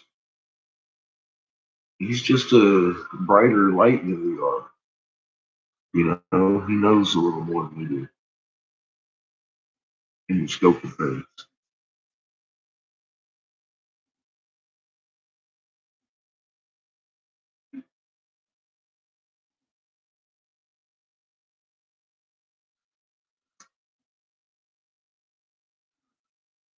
Awesome. We're always glad you came, Rebel. It's not every day you meet somebody that's willing to actually watch their moon and try to understand what's going on. I appreciate every one of you being here. I've been doing this for 10 fucking years out here, getting beat up. And I ain't had nobody really talk to until y'all started coming around. And until Raw came by, slapped me with the Dingley Cobra. I had my Facebook to rant on, but Facebook's Facebook. It's always giving me heartburn over there watching people post up cat videos and shit. And the thing that gets me is I don't ask people for friends shit over there. They always ask me. And then I was accepting everybody because I assumed that they wanted to learn something and check out and go do their homework. Well, hence my aggressive unfriending, and I just don't accept friend requests anymore. I leave my page open to public, open to comments and all that. I had friends posting up. I, I'd get off of Facebook for a day or two. I forgot I had my damn settings set so I could make a post from my page because I have a second page on Facebook. And it's me in the torch instead of my kiln. You'd recognize it, see it every day. But oh, man, I'd get over there and they'd have three over there, and just everybody I don't watch posted up on my page. And so I took that option off too for people to post on my page. But you can post stuff in my comment stuff. You can actually post links if you want to get yelled at.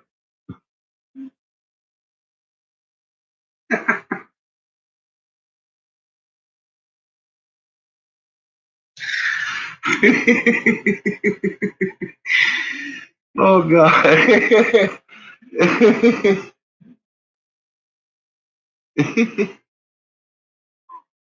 Yeah, Ryan is doing some fucking crazy tricks. I was gonna say I was noticing Orion's a little bit out of place, but the whole sky was a little shifted yesterday or last night rather. Um,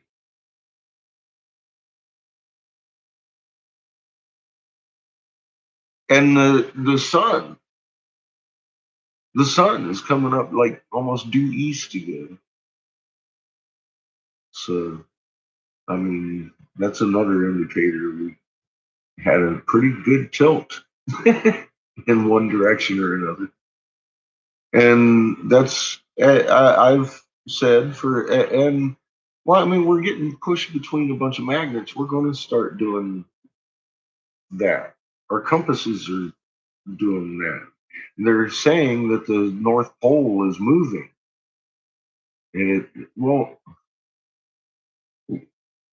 ask yourself, why do they say that?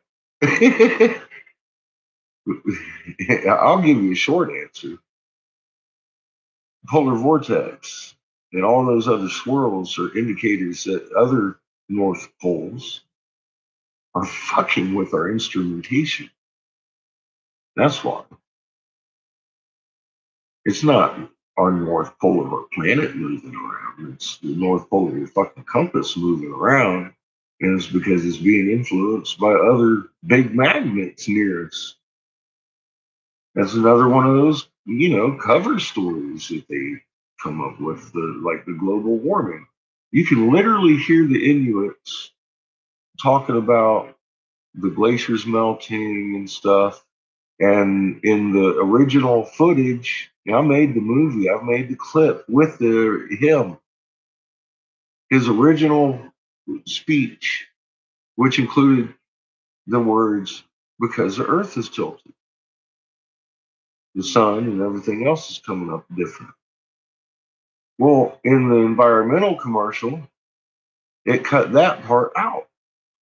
And it just, our glaciers are melting and the earth is warming up here. We're losing our livelihood.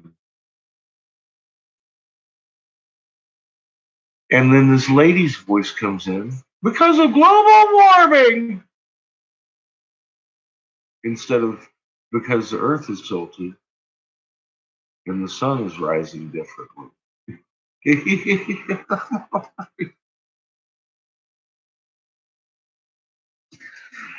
See how they do that? I made a video. But I mean that's how they do that shit. It's fucked up. That man was trying to tell truth and he got his truth twisted by some lady's voice about global warming. But we're tilting. We're tipping. We're rocking.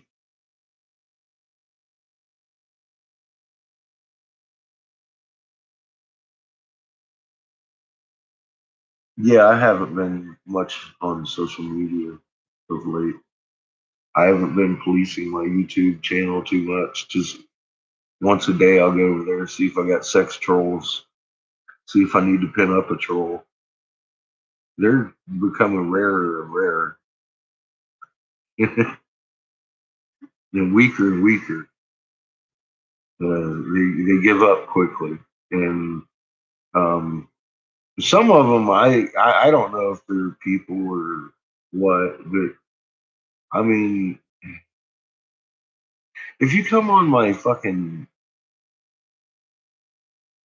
I'll give you $1,000 for your NASA link video and give me a 3.5 paragraph dissertation of why the moon has always done a cartwheel instead of a simple link, there's a good chance you're probably going to get blocked. I've already wasted enough time with it. And I didn't read the 3.5, I just opened it up. And the time it took for that fucking page to open up and me to look at it and realize, oh, fuck, look at this fucked up. There ain't no link in here. He's just talking. That's enough of my time with that person. I need a link from NASA that tells me why Tycho crater should be at the top of the moon from my location, because Dazzle the cameraman, the Five Eyes troll that was trying for fucking 7, well, he's been on here about 10 years anyway, or longer, making fun of everybody. Fucking come out and talking about my it's impossible. I want to see from NASA a link that says it ain't, because my Navy training kind of agrees with Dazzle, the Five Eyes troll. Tycho crater should never be at the top of my fucking moon. It should be impossible unless the planet has tilted onto its side and now we roll that way to the ecliptic instead of this way to the ecliptic. Simple as that. I've even got that worked out. Why? We come up over the and at rise, what's the moon doing? The moon, Tycho crater, is about 3 o'clock at rise from my position, which number one, we also know it should never be, according to Dazzle's words himself and the NASA time clock. I've taken you there, showed you where it should be always, and it never leaves there. So for the next 3 hours, it's way too north because we came around the night side on the north side of the planet. And when we come down and around, Tycho crater comes up, and we're on the south end when the sun comes up. And then if you watch the sunspots like John does, as they rotate this way real slowly, in 3 days the sunspot might be pointing at Earth. No, him motherfucker's doing this all day long though, around the whole circumference of the fucking sun. That's normal. Takes them 3 days to come around half the fucking sun, but all day long, that motherfucking thing is go all the way around the fucking sun. That's not normal. So the sun's doing the same flip as the moon. That's because the sky is rolling, just like the cuneiform said. When Earth's axis tilts, it makes the sky roll, and that begins tribulation of Earth. And I was like, damn, that sounds familiar. Remember that? I freaked out. Situ. Like, why didn't none of these nibberoos catch this? Right out of their situ.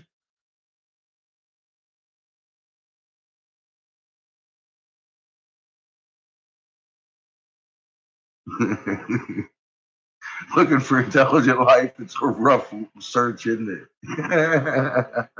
Poor hillbilly. That's what becomes of you once you start becoming strong in your knowledge. You want to share it, and not everybody wants to know stuff, which is cool. Hi, DK.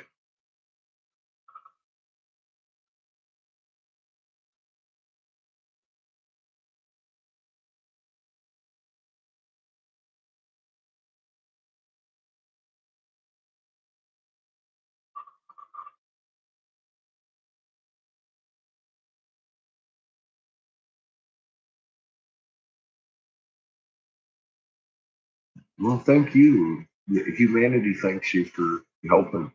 We do what we can, and well within your means, and you got to have the means to do anything and to get any direction. So I found a lot in what we were writing ourselves. I'll tell you that. It gave me a direction to investigate, and I kept running into amazing shit, and I was like, what the fuck? These fucking people, they were brilliant. That's all I'm left with. Hi, Heather.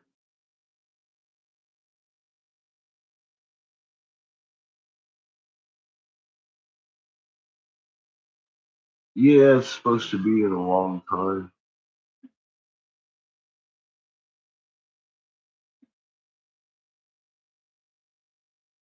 I've heard about that. We're supposed to collide with another galaxy. Hey, Nemesis.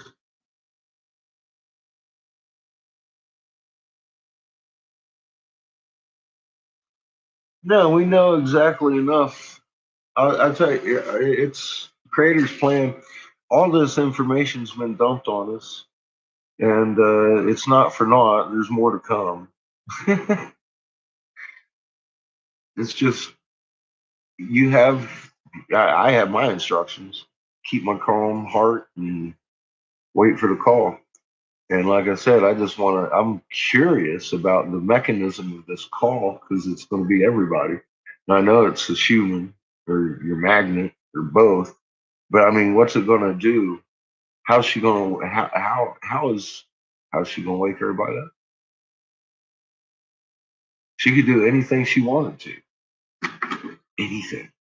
So I'm like, it's probably going to be absolutely personal for everybody individually.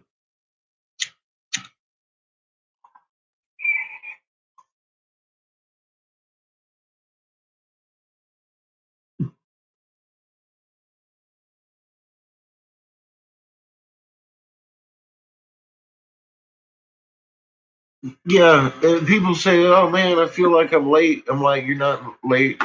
Obviously, ain't no hurry because they sent you to somebody who's not going to speed teach you anything."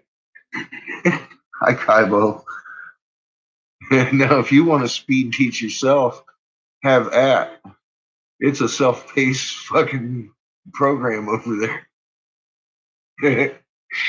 you know, but there's a lot to learn. There's still a lot to learn. You're still learning a lot every day.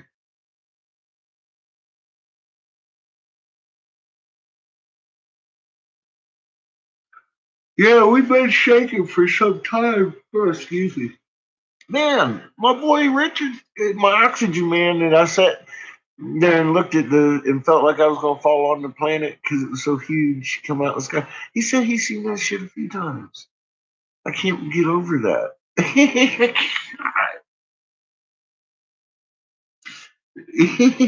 He and I do talk about it a lot. And he started looking at me like, you just blown away by that, ain't you? I started talking about it. He's like, yeah. I said, you seen it a few times. Damn, dude, you're fucking kidding me. I'm jealous.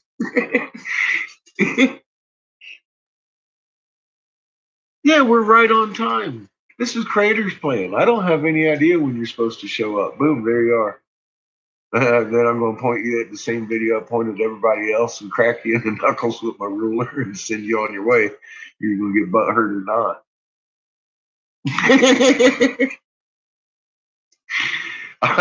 I'm just a dick like that.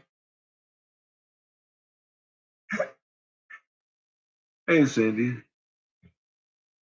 You're feeling tremors? Yeah.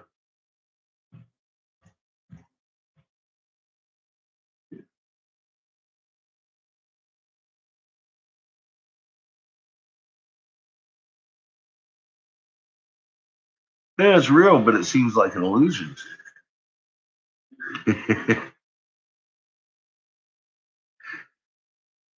Creation grows from our experience, and it keeps infinitely growing as long as we keep learning.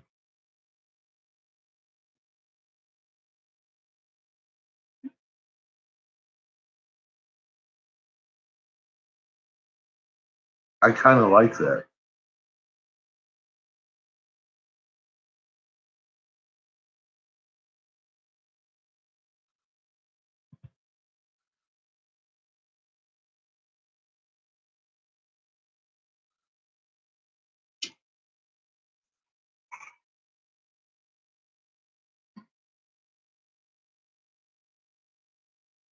The doubling of the speed, I like that also.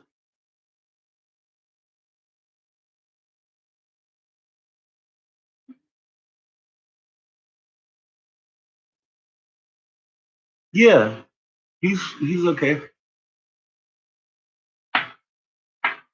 Yeah, I just want my brood update. It was just an update this week. He did an update on fucking Saturday or Sunday. I've been giving him a hard time. Hey, nothing. John's fine.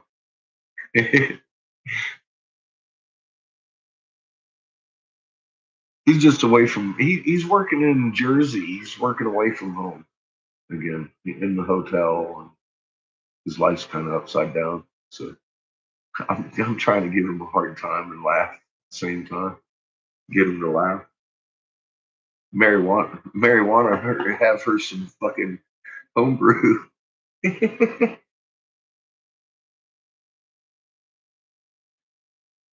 Yeah, animals are very sensitive to harmonic tremors, and you can see on the quake map that you guys are definitely having them, or not quake map. Shit. Sorry. The heliplots. The heliplots are showing the harmonic tremors of Arizona. Crazy. Please they were the last time I looked.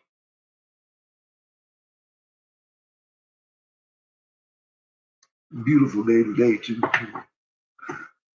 You're weakening it even further. So The so-called plague of Justinian where we at? may have killed anywhere between 25. Rome's expansion during this time gave walked the streets of Istanbul. Benazia. Visiting markets and cemeteries, wandering down the narrow alleys, crumbling what is it? And all the time writing about what he saw. Byzantium. And everywhere he went, he became Byzantium. aware of the vanished The ending of Rome. City. While The ending of this book. Increasingly referred to their city by the name Istanbul, Gautier, along with much of the rest of Europe, knew it by a different, much older name. That name was Constantinople, and it was a city that had been at the heart of another very different empire, one that had been the foremost power in Europe for centuries.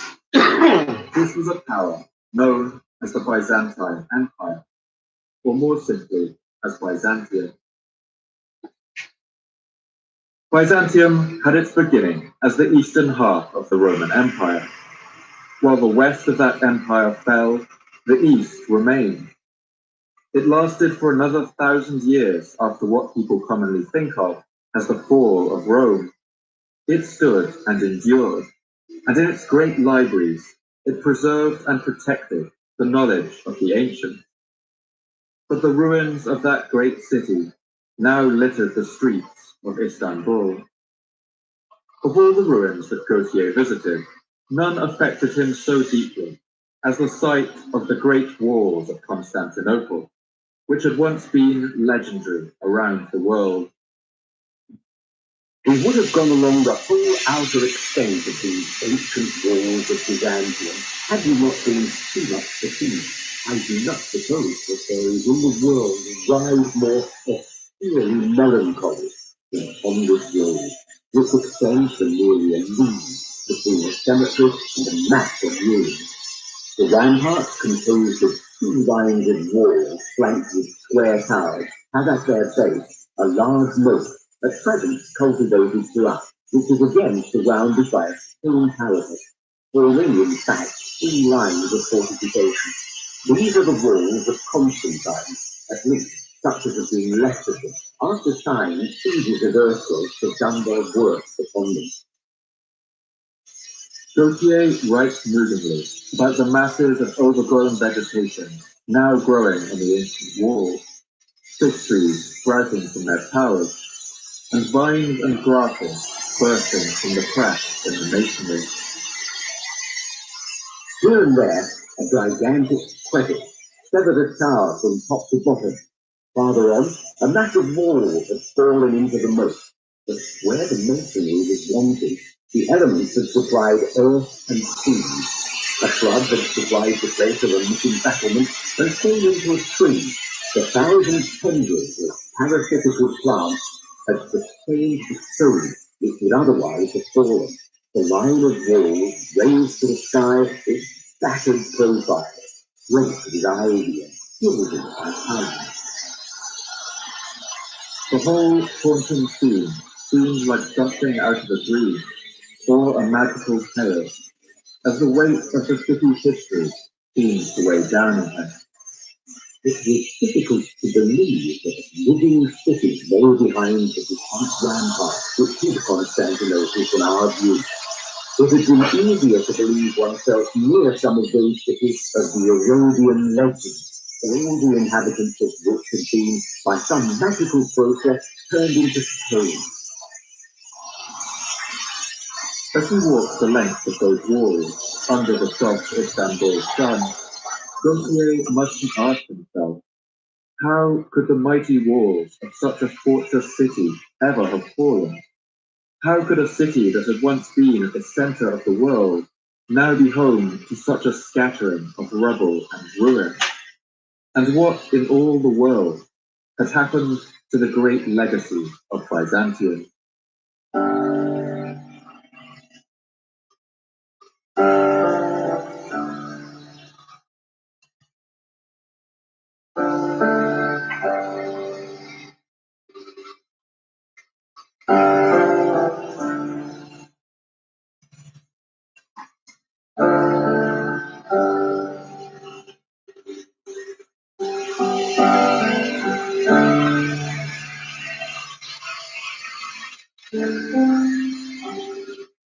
My name's Paul Cooper, and you're listening to the Fall of Civilizations podcast.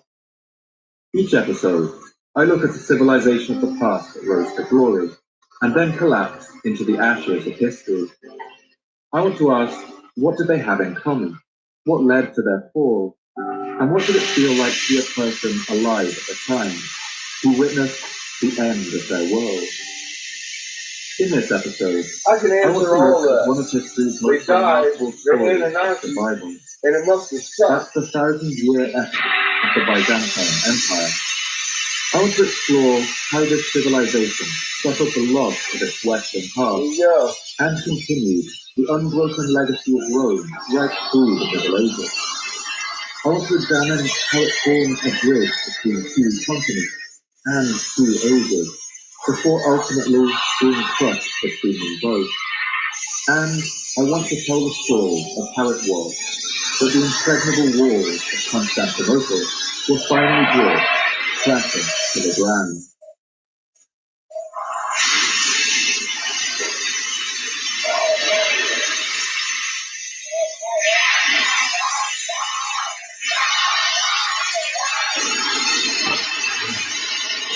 Six million years ago, the Mediterranean Sea was a very different place to the cool, dark waters we know today. In those days, our ape-like ancestors hadn't even begun to They were walk on pigs. 2 legs. God, But if you were able to go back and see that time, stand on the shores of Greece or Italy, Turkey or North Africa, all you would see before you would be a hellish, dead landscape. The land beneath would drop away for 1,500 meters into a rolling desert of bleak salt flats, broken by lakes of water so salty that if you tried to swim in them, you would float on the surface. For more than 600,000 years, this deep depression in the land had been cut off from the Atlantic Ocean by the movement of the Earth's plates. And over the millennia, the seawater that had once filled it had evaporated away, leaving only this harsh, salty land where nothing would grow. But this was all about to change in the most dramatic and apocalyptic way imaginable. This vast, deep basin was separated from the Atlantic Ocean by a thin strip of land, only 60 kilometers wide, joining the land masses of what is today Spain and Morocco. Beyond that, the enormous weight of all the world's water heaved and rocked. And as 600 millennia passed by, those Atlantic waves ate away at that narrow strip of rock. The ocean waters ground down those cliffs until this strip of land was only 30 kilometers thick, 15 kilometers, then 5 kilometers. And then at some point around 5.3 million years ago, this narrow gate of rock burst apart, and the Atlantic Ocean was unleashed into Europe. What followed must have been one of the most impressive and terrifying sights that has ever occurred on Earth. The world's ocean burst into the Mediterranean and thundered in a raging torrent down a series of waterfalls that dropped for more than a kilometer. This channel is thought to have carried more than 200 billion liters of seawater every second, or as much water as 1,000 Amazon rivers, reaching speeds of up to 90 miles an hour. The waters of the Mediterranean rose as much as 10 meters a day to create a sea 4,000 kilometers end to end, or enough to cover the whole of North America from California to Virginia. This process took perhaps as much as 3 years, but some researchers believe it could have taken only a few months. The force of these thundering waters caused earthquakes and landslides that can be seen in the geological record, and these triggered mega tsunamis more than 100 meters high, or enough to completely swallow a 30-story building. This deluge is known today as the Zanclean Flood, and it's in this violence that the peaceful sea we call the Mediterranean was formed.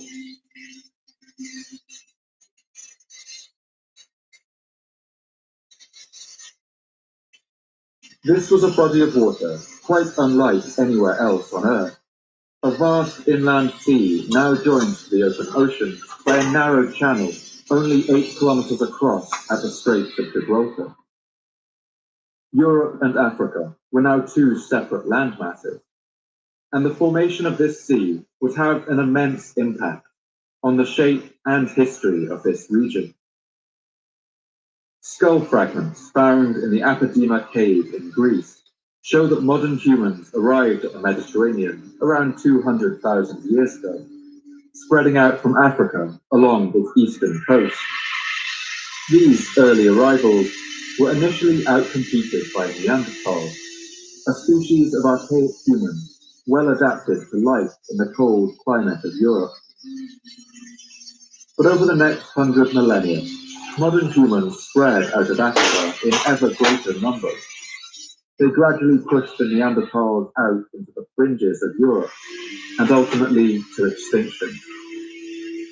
When the last ice age ended, the climate of Europe warmed. The glaciers that had covered much of its northern regions disappeared, and humans spread all the way around this vast inland sea. Societies rose and fell here through the Bronze Age, but from about the year 530 BC, one city on the shore of this sea had been steadily growing in size and influence. It sat on a temperate peninsula jutting out into the Mediterranean, and its people referred to its waters as Mare Magnum, or the Great Sea.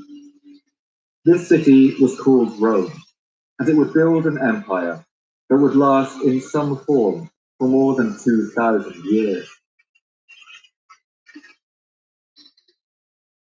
Rome succeeded because it excelled at organization, mass production, and military expansion. By the year 220 BC, its armies, armed with iron weapons and covering their bodies with iron chainmail or scales, had conquered all of the peninsula of Italy and the islands of Sicily, Corsica, and Sardinia. By 140 BC, they had spilled out into the Iberian Peninsula, what is now Spain, and crossed the sea to conquer the ancient cities of Greece. The Romans found a way of expanding their territory that was financially self-sustaining. As more peoples were conquered, they provided the economic base for even further expansion. In 167 BC, the Romans captured the Macedonian treasury, and as a result, they were able to virtually abolish taxes in Rome. When they conquered Pergamon in the year 130 AD, their state budget doubled, and it nearly doubled again after the conquest of Syria. Rome's expansion during this time seemed as inevitable as the rushing torrents of water that had once poured through the Straits of Gibraltar. And by the year 70 AD, the entire Mediterranean had been completely surrounded by its vast empire. Rome now stretched from the snowy hills of Scotland in the north to the rolling sand dunes of the Sahara in the south, from the stony shore of the Atlantic in the west to the deserts of Arabia in the east. The Romans and their subject peoples built roads and postal stations, scattering their empire with public baths and theatres, and ushering in a new age of technological development. But they also ruthlessly exploited the lands they conquered and exterminated any who resisted them with extreme cruelty. In the 2nd century, 5 great emperors ruled, among them the emperors Trajan, Hadrian, and Marcus Aurelius. And while wars went on at Rome's borders, a period of peace and prosperity reigned within its land. But this age of relative peace wasn't to last, and the first signs of this empire crumbling came in the form of a devastating plague.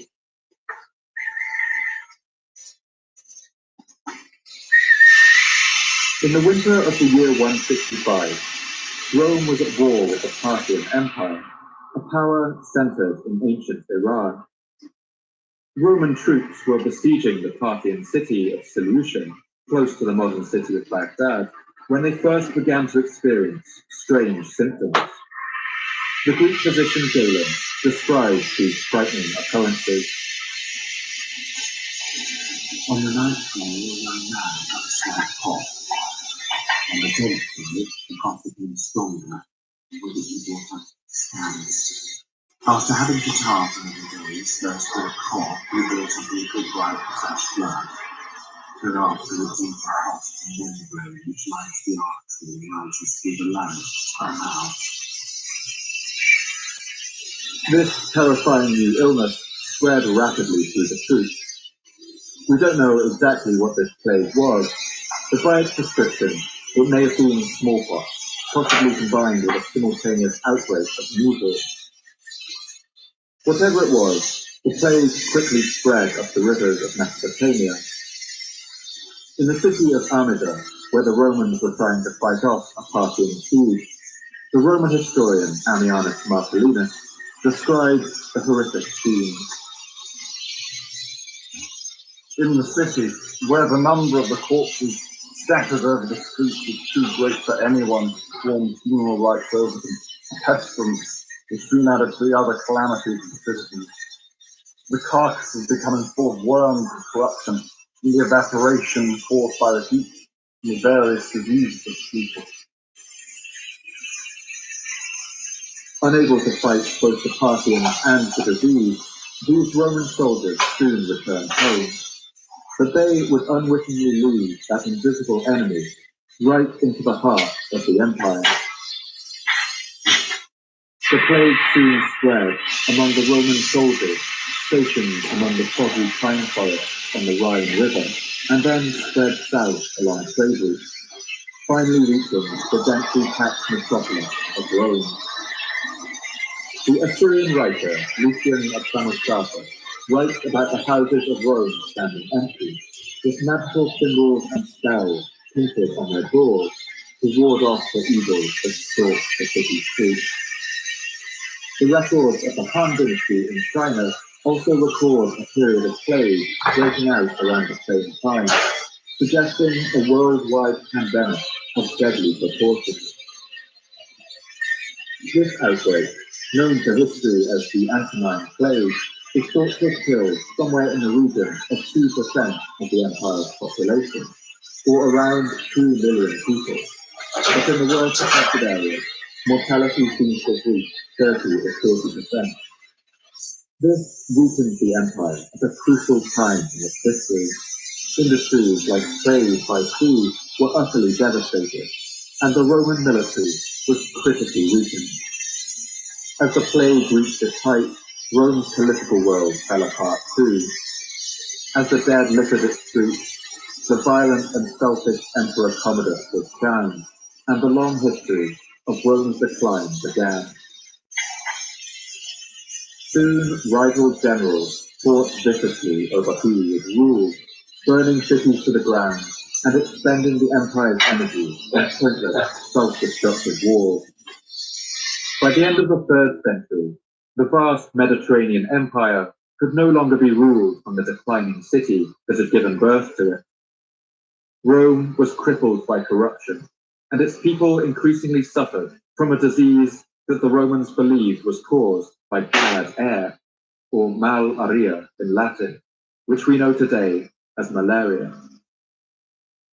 In a desperate bid to get the empire back on course and end the civil wars, in the year 285, the Emperor Diocletian ordered that Rome's territory be split almost exactly in two. Western Europe and Western North Africa would form the western half of the empire, with its capital at Mediolana, or modern Milan. Meanwhile, the eastern region, including the modern territories of Greece, Turkey, Syria, Israel, and Egypt, would pass to a new entity, which today we call the Eastern Roman Empire. Both halves of the empire would be governed by 2 rulers each, creating a system known as the Tetrarchy, or the Rule of 4. It was thought that this division of power would finally end the brutal civil war that had hollowed out the empire from within. But this would not turn out to be the case. The Tetrarchy soon fell apart, and civil war once more rocked the empire, a devastating 20-year conflict that saw the Emperor Constantine fight with his rivals over who would rule. During these wars, Constantine made the remarkable decision to convert to Christianity. This was a young religion, based around the worship of a Jewish rebel protesting against the Roman occupation of Jerusalem, and this young faith had long faced brutal repression by Roman authorities.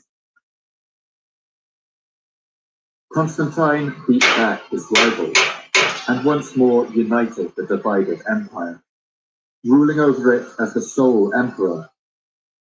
And Constantine was also to embark on what to some must have seemed like an even more remarkable decision: Constantine decided to construct a new capital in the east. He considered various options, but ultimately settled on a city that sat at the point right where Europe and Asia met, a small Greek trading city in the far east of the Mediterranean. This was a city known to the Greeks as Byzantion, but the Latin Constantine would have called it by the name we recognize today, Byzantium. The vast Zanclean flood that filled the Mediterranean wasn't the only great inundation to rock this region in prehistory. In fact, on the eastern shore of that sea, around what is now Turkey, another very similar event would take place, on a smaller scale but still no less dramatic. Around 7,500 years ago, it's believed that the waters of the Mediterranean were themselves pushing up against another range of cliffs that walled off a narrow valley known as the Bosphorus. Beyond this barrier was another depression in the land, filled with a large freshwater lake. As the Ice Age ended and the glaciers melted, global sea levels rose, and perhaps aided by the frequent earthquakes in this region, the dam holding back the seas once again broke, and the waters of the Mediterranean spilled through the valley of the Bosphorus in vast and unstoppable quantities. If this hypothesis is correct, it's thought that up to 50 cubic kilometers of water poured over this ledge each day, or 200 times the flow of the Niagara Falls. The land beyond filled with salty seawater, flooding an area of 100,000 square kilometers, or about the size of Cuba. It's thought that Stone Age people would have witnessed this flood, and it must have been a terrifying sight, one that they would tell their children about, and their children's children. In fact, along with the flooding of the Persian Gulf around the same time, this event has been proposed as one source for the biblical story of Noah's flood. This body of water would become known as the Black Sea. Today, its shores belong to the nations of Russia, Ukraine, Georgia, Bulgaria, Romania, and Turkey. And that narrow valley through which this vast flood of water poured is now a narrow sea channel, which we call the Bosphorus. Here, the continents of Asia and Europe are separated by only about 750 meters of sea at their narrowest point. A second narrow channel, known as the Dardanelles, sits nearly 300 kilometers to the west, where once the ancient city of Troy stood as a rival to the Bronze Age city-states of Greece. Between these two thin entryways is the world's smallest sea, known as the Sea of Marmara. And it's right here that the city of Byzantium was founded. Byzantium was an ancient Greek colony, founded by settlers from the powerful port city of Megara around the year 667 BC. Folklore attributes the founding of the city to a prince of Megara named Byzas, and the inspiration for Byzas's journeys came from the oracle at Delphi. Modern analysis has shown that this oracle was built at a place where volcanic gases were vented from the earth through cracks in the planet's crust. The priestesses of this oracle would descend into chambers flooded with these gases, which would send them into a trance-like, hallucinatory state, ready to give prophecies to those who asked for them. According to this piece of folklore, the oracle at Delphi gave Prince Byzas a haunting piece of advice. You must set sail and search for the land opposite the city of the blind. And so Byzas sailed across the sea, through the narrow Dardanelles Strait and into the Sea of Marmara. And there he saw what he was looking for. On the Asian side of the sea, a Greek colony named Chalcedon had been established. But Bryce saw immediately that the European side of the sea was a much better place for a colony, a defensible position with a large natural harbour. The settlers of Chalcedon had been blind to miss this perfect spot, and so Bryce had found the land opposite the city of the blind. He landed on the shore and named the city he founded there, Byzantium, after himself. It's a fucking cockaballs. And the advantages that Bryce saw in the city were indeed formidable. It sat right at the narrowest point of the Bosphorus Strait, the point where Asia was less than a kilometer away over the water. Yeah, this was a natural crossing point, We have controlling all the land-based trade that carried between the continents. But it also controlled all shipping traffic. This is the first shipment I've taken the new purchaser of this corporation, and I think it's a little too early for my cock and balls. Big old offender. What's up, Jelly? Jelly's like, get it. Take a dozen of them. See, brings a brand new meaning to, I got a bag of dicks for you. Suck on that one. Okay.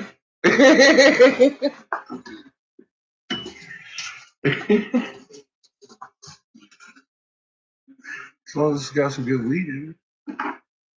But no, I mean, ladies like a little penis while they're getting high, I guess. It's a popular pipe. I said I'd bring stuff that was popular to shop, so I'm taking it. It's probably going to be the first one to sell. Some dude be like, oh man, my girlfriend loved that. Bam. That's my girlfriend's new pipe.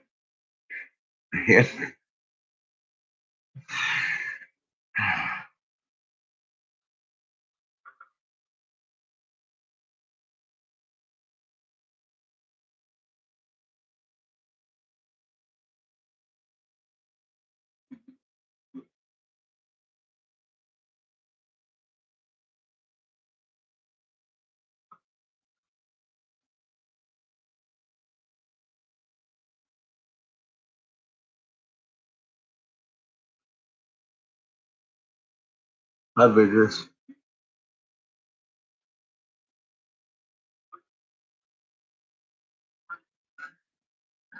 Helps calm her, helps calm you.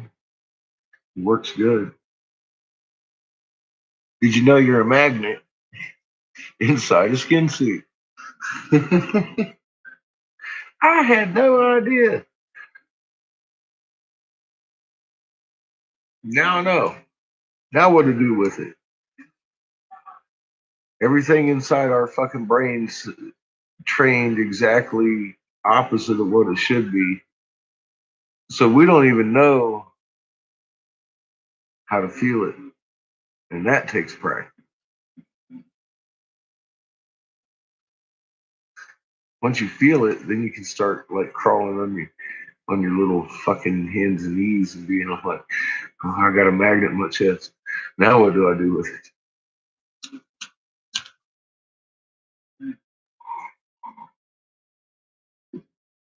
What the fuck do I do with it now? I know what I should be able to do. Why can't I do it? Because my programming, my subconscious is telling me you can't do that. Because you're not a magnet. Yeah, I am. I proved it. But that subconscious has been programmed so hard.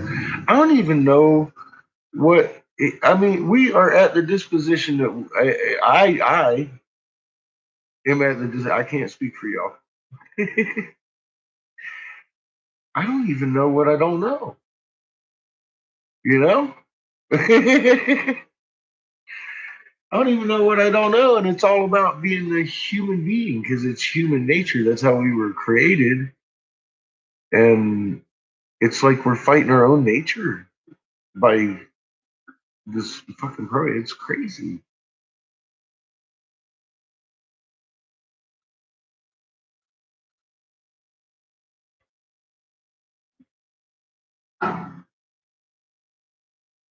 Cool, Nevins. You have yourself a good evening. I'm fixing to make some more pipes.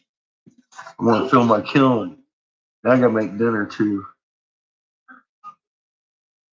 I want to get another bubbler done and some more hand pipes tonight. I don't know if I'm going to get another bubbler. I mean, 2 more bubblers done, but I'm going to try and get another. So we're going to go have cooking with catfish here in a little bit. Fucking hungry. I need some coffee. My eyes, I need to put on my damn welding shield. I tried my flip glasses. I got little flip shades that fit on these with the extra UV protection. It don't work. So I've been having to use my Darth Vader hat, and it gives me a headache. I know I bitch a lot, but I don't like welding shield. It does. It gives me a headache. Makes my head numb. It's fucking crazy. I put the damn thing on and you tighten it up, and it's like you leave it on there for like an hour, man. You take it off, and the top of your head, you can't even feel it. It's like your head's numb. Swear to God, it's fucking crazy. I don't like it.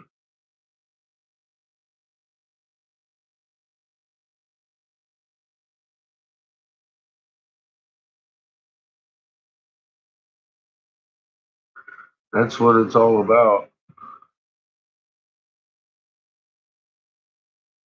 Getting us back on track.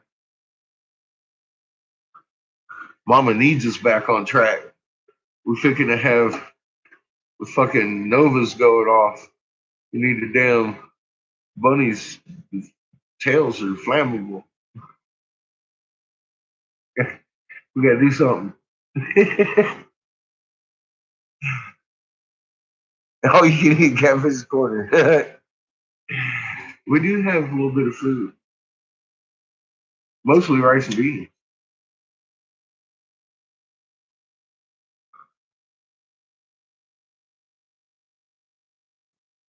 Yeah, I'm fixing to rock out. Documentaries ain't cutting it today.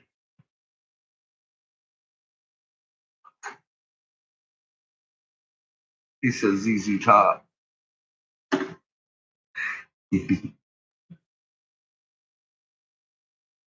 I've been listening to Benzine Teens. Benzingtons.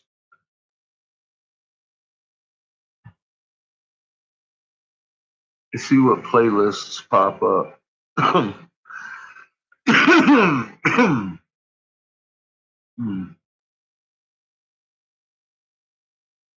History buffs, Apocalyptico, Dio, Rainbow in the Dark playlist, Mix, Rob Zombie, Mix, Ray Conniff. I'm just going to freeze it at the first one.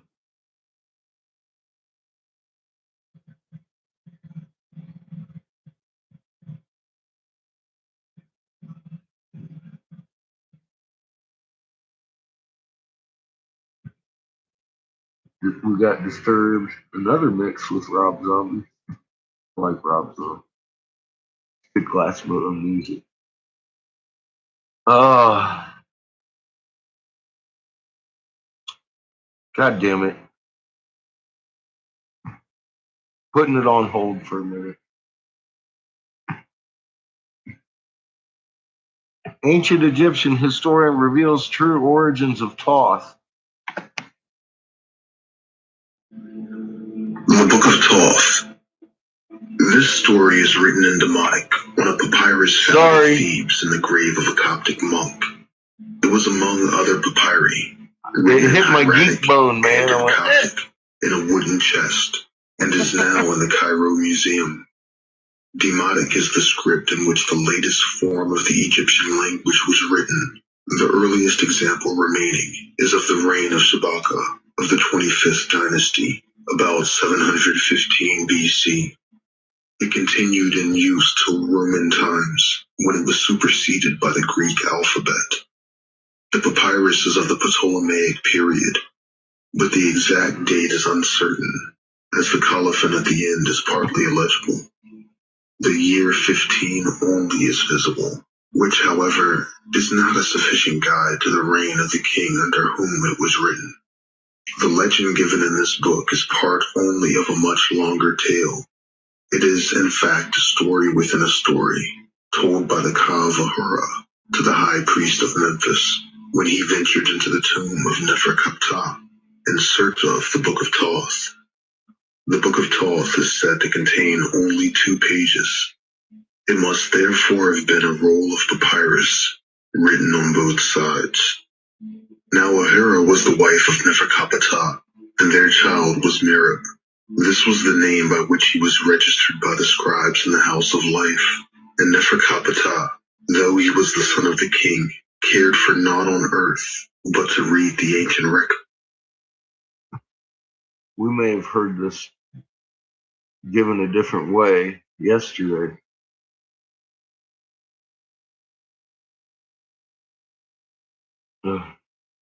If so, I'm going to be upset. Then we'll have to rock out. But I'm hungry. That's all I can think about. That and coffee. I'm thinking Disturbed, Glenn. But I want to hear this Origins of Toth shit. But I got to cook dinner.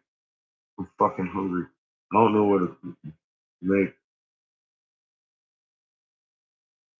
I can make Sloppy Joe's French fries and just throw it on real quick. Make the kid do stuff, and then I can come down. We could listen to that, and I could make some more stuff. Let's go. See what we got. I may have to go grocery shopping soon too. I haven't been in a few days. Usually I don't get a whole bunch of time. I like to be able to go to the grocery store in a couple of days. Boy, you're taking a break from what? Being a little baby? Oh my God.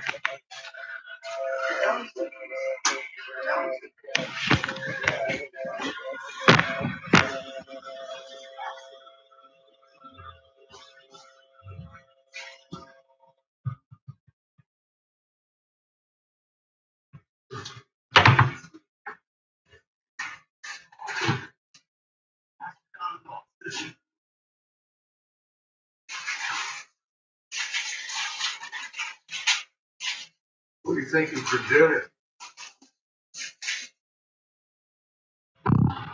Boy, is that Patrick's or the house? Okay.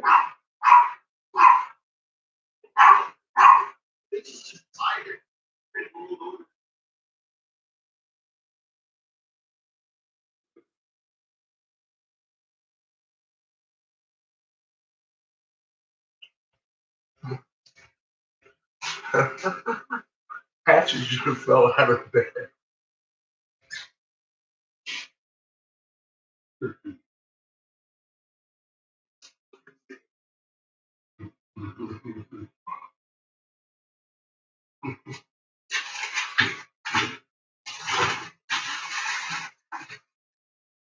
Fucking crazy dog. What's wrong with him? I thought you were stomping around or something else. You're sitting around. Yeah. She's all like, yeah, I would agree. Fucking crazy dog. What's wrong with her?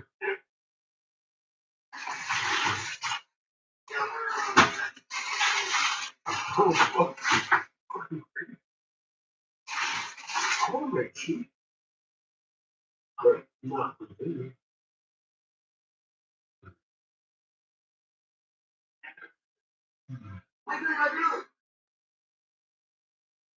No, I think I'm going to go with my original thought. We're going to have sloppy joes and French fries. How's that sound? I know. You asked for it earlier this week. A Fruit Loop Pop Tart. Things are freaking They're strange, but they're good. It's strange. It tastes like it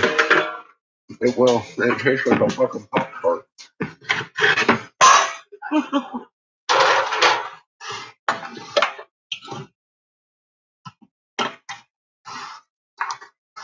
But Pop Tart.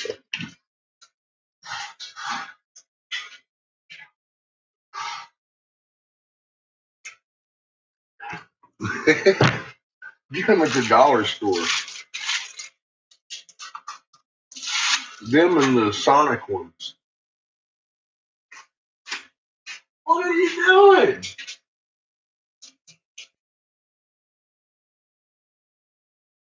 Fell out of bed. Mm-hmm. Did you fall? Crazy dog. She fell out of the fucking bed. There's something wrong with that.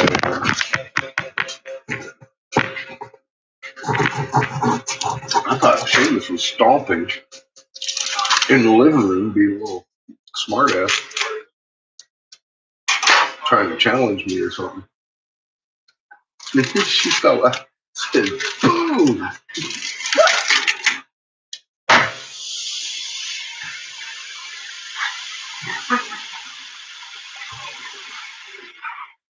What are you doing? What are you doing?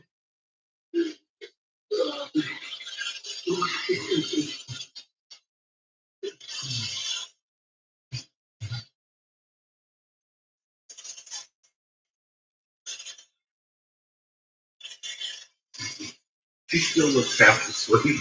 She's like, I'm not sure why I'm here.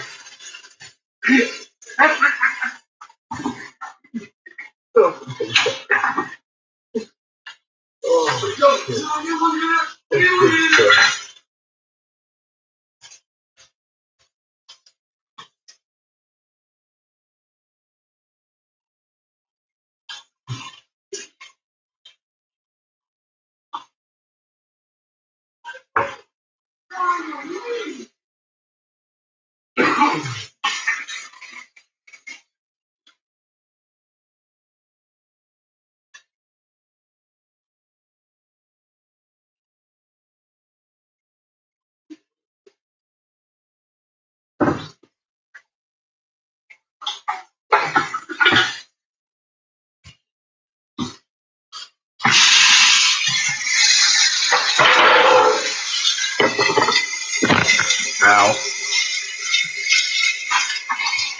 Sorry about that. Didn't mean to punch you.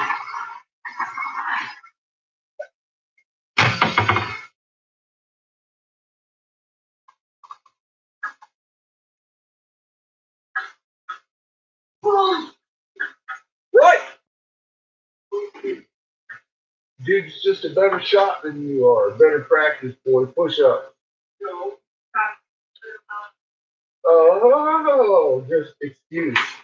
Why didn't you get that there? You get headshot. Headshot. Headshot. Headshot. Get a better shot. Headshot. They should call you Headshot because you're so good that you just naturally shoot and the bullet goes right in your head. She goes looking at that.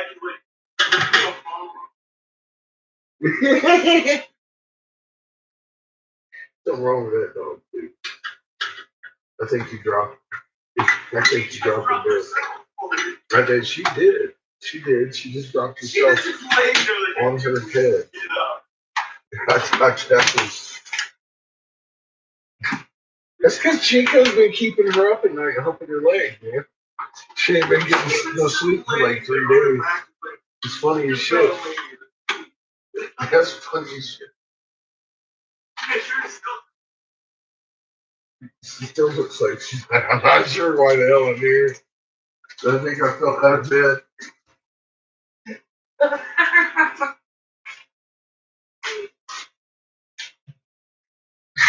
Oh my god.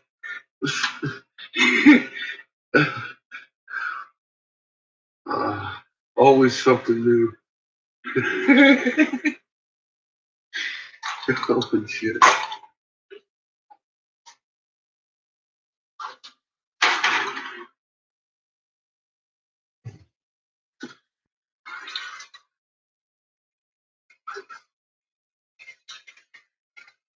Oh, the magic sound of the percolations. There will be coffee.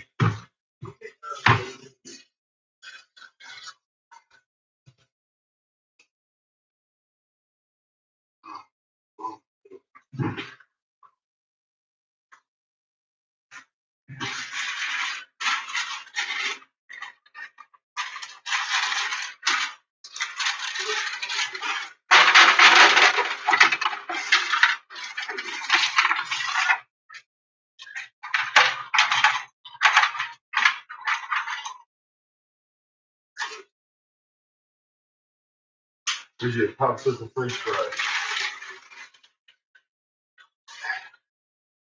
Popsicle French fry behind your TV. She will have it. She got it. I was just saying. She wasn't gonna stop till she got that shit.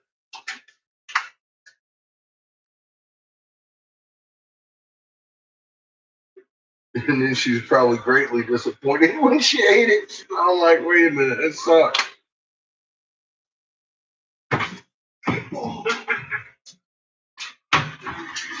Oh shit.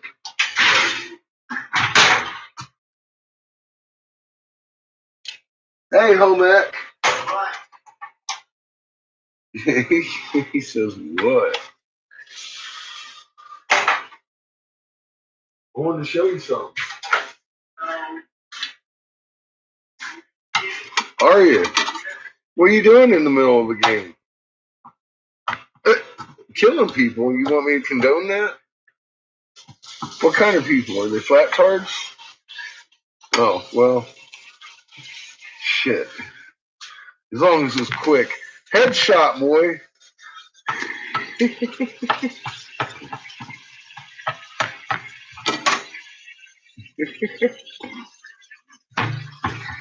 Yeah, Daddy.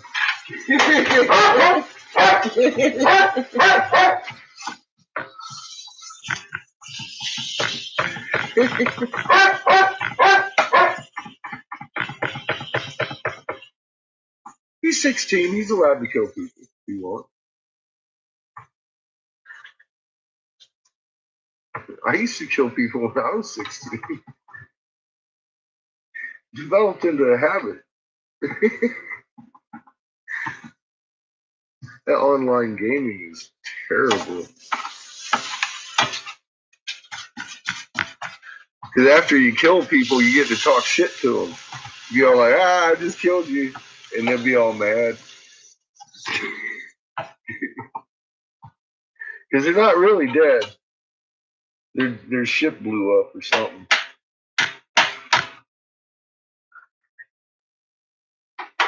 It's just a digital thing.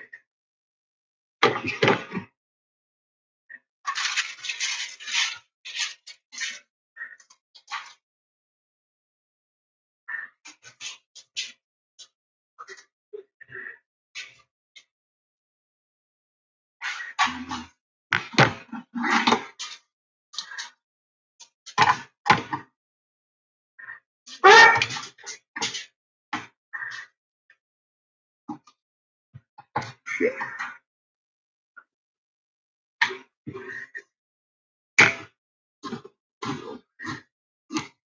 Figure out how to use the damn can opener.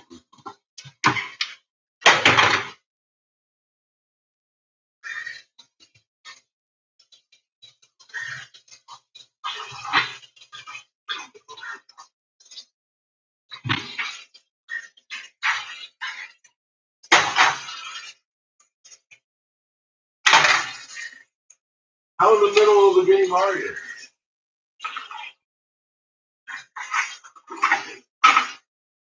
Huh? Not really? I mean, you're done?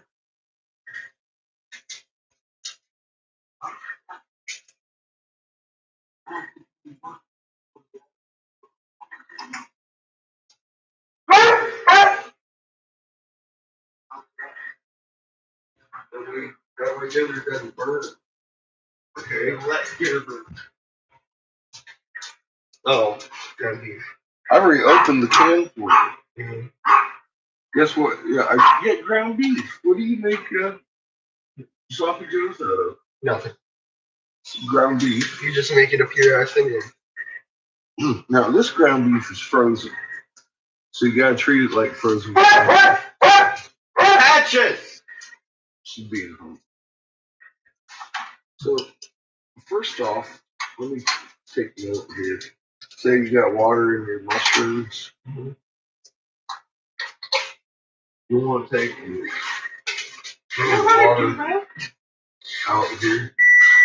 I'm doing that now because I'm fixing to do this for you.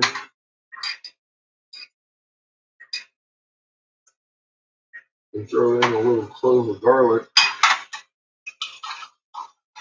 So when the time comes, you can throw the whole package on in there. Delicious. Now, the lid should be put back on there. That way, the heat is helping melt some of this burger. But your objective is not to burn my damn burger. She's excited because she knows, she hears it. She hears it. See what I'm doing? Because that's just a big old slab of meat right there. Because it's doing this. Right there. See that? I gotta watch the dude. I know how to figure it out. You know how to do this? Let me show you so you don't fuck it up. Okay, come here. Now, if it's black, it's crunchy. And crunchy, you're getting beaten. Because that's not how you do ground beef. Alright? Well, this is how you do charcoal. Beaten. I got my belt on. This is how you do charcoal. I got my little cloth belt on. But you didn't fix the damage meter. Huh? Or you didn't fix the damage meter. I will find a way. I will tie a paddle to it to make it damage meter work. Then put the lid back on. And then put it on the ground. Look, don't turn up the temperature. Why would I do that? Because you're 16. I know you like to touch knobs and my radio dial and air conditioner buttons in the winter time. Stuff that has dials and buttons, you usually have a propensity to gravitate toward. Is what I've noticed. So, I'm just saying, kid.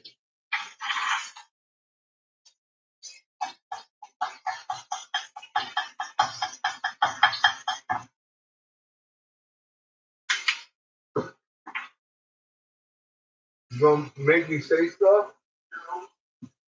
Because I will. I will just say stuff.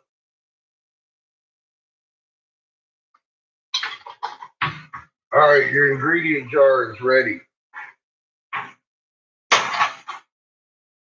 Don't burn my joes, boy.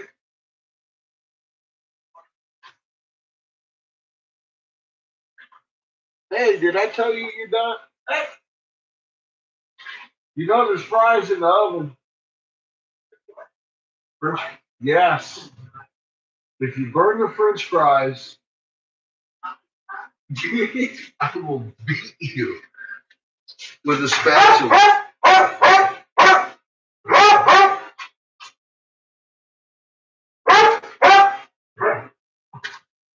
I will drag you over here in front of the people. That's right, Patches, in front of the people and beat the baby.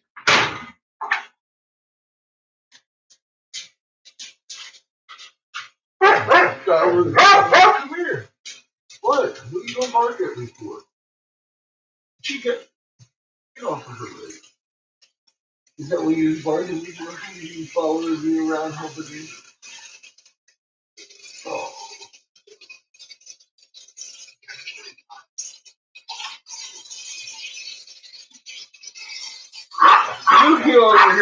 Come here.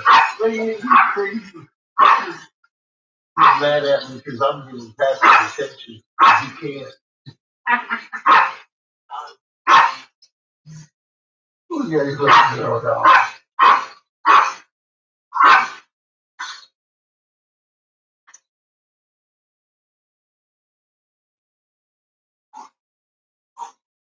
Coffee's done.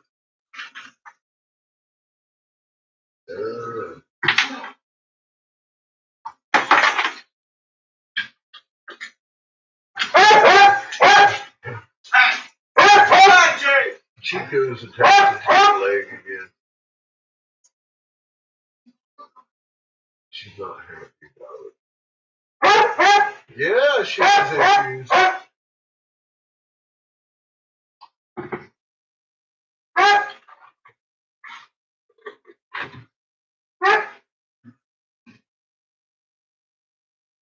Chico. Patrick, chill. Chill. James, don't let my shit burn. I'm gonna be upset. It's an easy dinner to cook. What are you yelling about? Chico. I just asked you. Nice. She's like, don't leave me alone with him. Yes, you, Chico. She doesn't want to be left alone with you. You little shit. Love you, kid. Don't burn my dinner.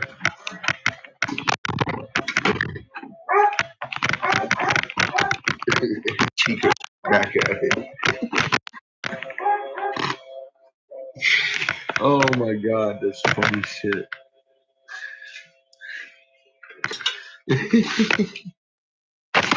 He's been non-stop for about 3 or 4 days now. Usually a day before I notice. At least. Kneecap terrorizing that shit. Alright, we gotta cut off the ball of cockaboo. And I want to listen to this Egyptian that just got released an hour ago. And like an hour old, huh?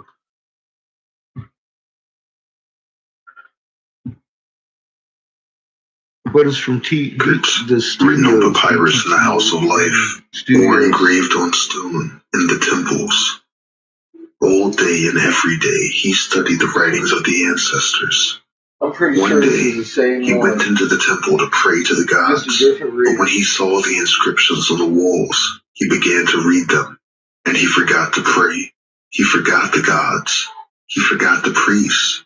He forgot all that was around him until he heard laughter behind him. He looked round, and a priest stood there, and from him came the laughter. Why laughest thou at me? Said Neferkapata. Because thou readest these worthless writings, answered the priest. Yes. If thou wouldst read writings that are worth reading, I can tell thee. Same story we heard last night. Then Neferkapata was eager in his questions, and the priest replied, Thoth wrote the book with his own hand, and in it is all the magic in the world. If thou readest the first page, thou wilt enchant the sky, the earth, the abyss, the mountains, and the sea. Thou wilt understand the language of the birds of the air, and thou wilt know what the creeping things of earth are saying, and thou wilt see the fishes from the darkest depths of the sea. And if thou readest the other page, even though thou wert dead, and in the world of ghosts, thou couldst come back to earth in the form thou once had. And besides this, thou wilt see the sun shining in the sky with the full moon and the stars, and thou wilt behold the great shapes of the gods. Then said Neferkapata, by the life of Pharaoh, that book shall be mine. Tell me whatsoever it is that thou desirest, and I will do it for thee. Provide for my funeral, said the priest. See that I am buried as a rich man, with priests and mourning women, offerings, libations, and incense. Then shall my soul rest in peace in the fields of Alo. 100 pieces of silver must be spent upon my burying.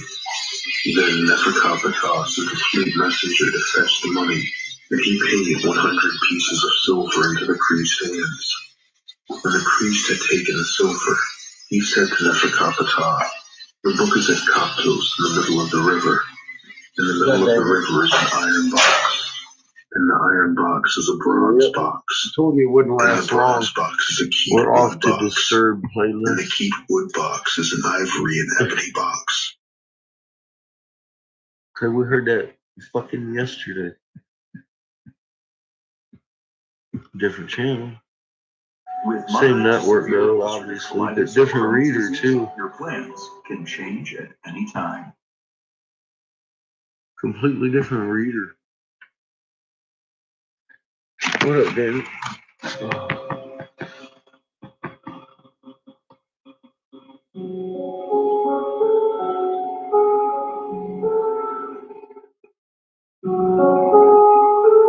More time gaps, yeah, it's not a surprise.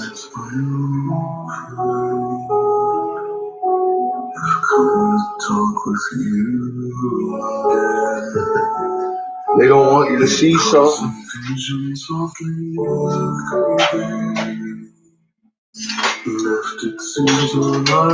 Apparently, something exciting going on back there. And they know they can't kill the whole feed because we'll freak out on them. We'll freak out on them if it's down too long. In restless dreams I walked alone, narrow streets of cobblestone. Neath the halo of a street lamp, I turn my color to I freak out on them anyway. When my eyes were filled by the flash of a neon light,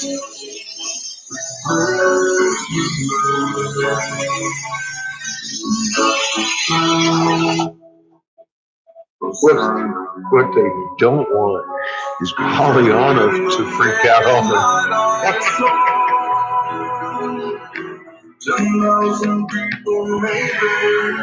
Oh my God, the director's all like, "Oh dear God, please make his wall work all weekend." People hearing without listening, people hearing sounds, and voices never share. No one dares stand aside from silence. Fools say now you do not know. Silence like a cancer grows. Hear my words and I'm behind you. Take my arms and I'm behind you. But my words, I'm silent, I'm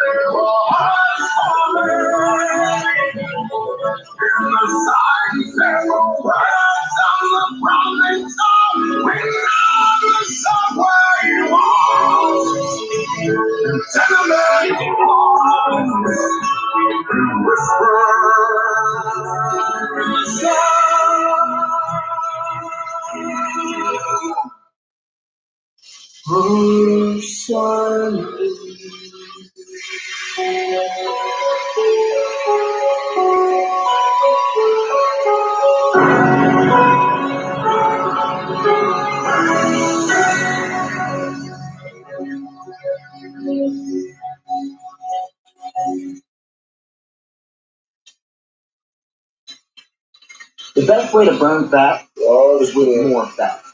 And I'm being serious because there's actually two different types of fat in your body. One is white fat, and that's probably hanging out on your belly right now. It's really hard to get rid of it. And then there's a lesser known type of fat called brown fat. Look, and this is the type of let fat. me talk about that shirt, dude. He took his shirt off again.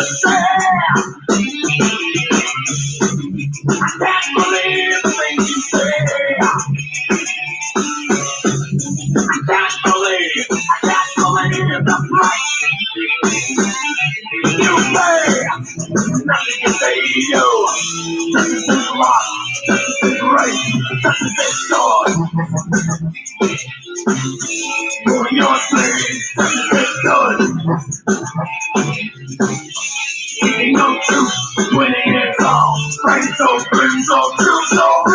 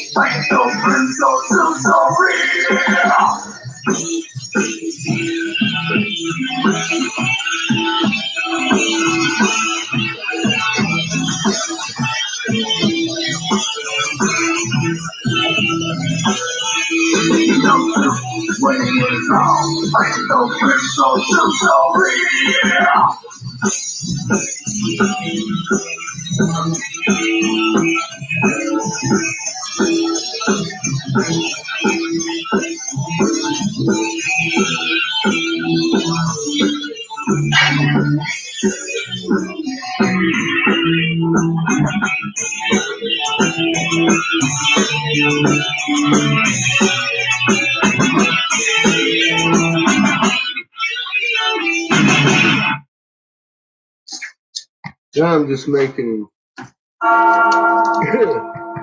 spoons with random wrap on them, random colors. And they'll be random throughout as I pull them off of the random colors I put on. It turns the same job over and over and over.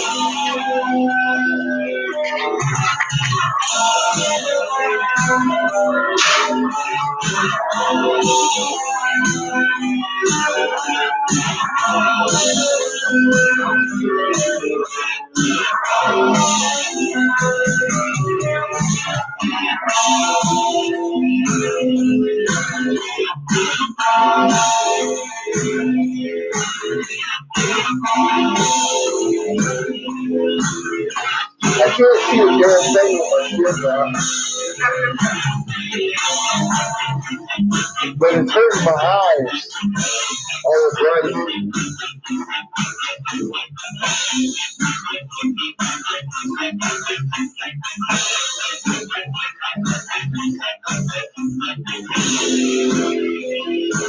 I can see that.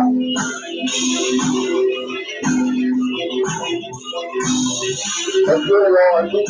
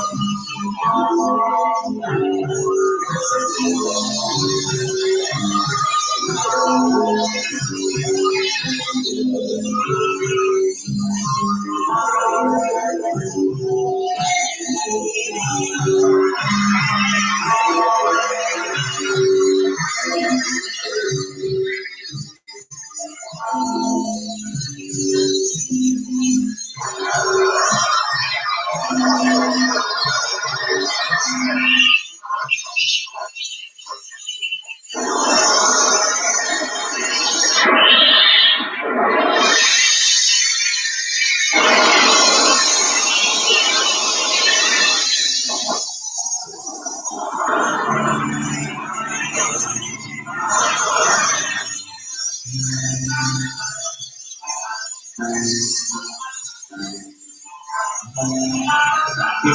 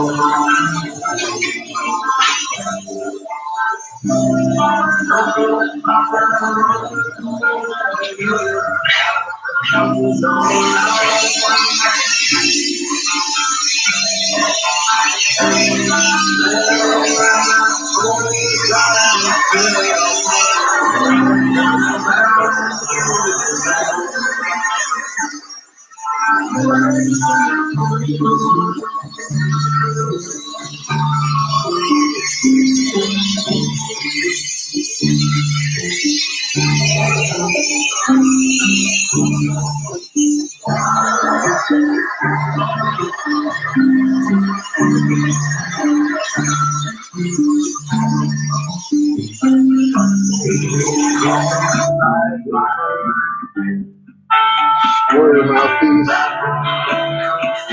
Different colors, though. Different color scheme. Same tube, though. Same piece of glass. That's how I get a variety into my shit. I just put it right on there all at once.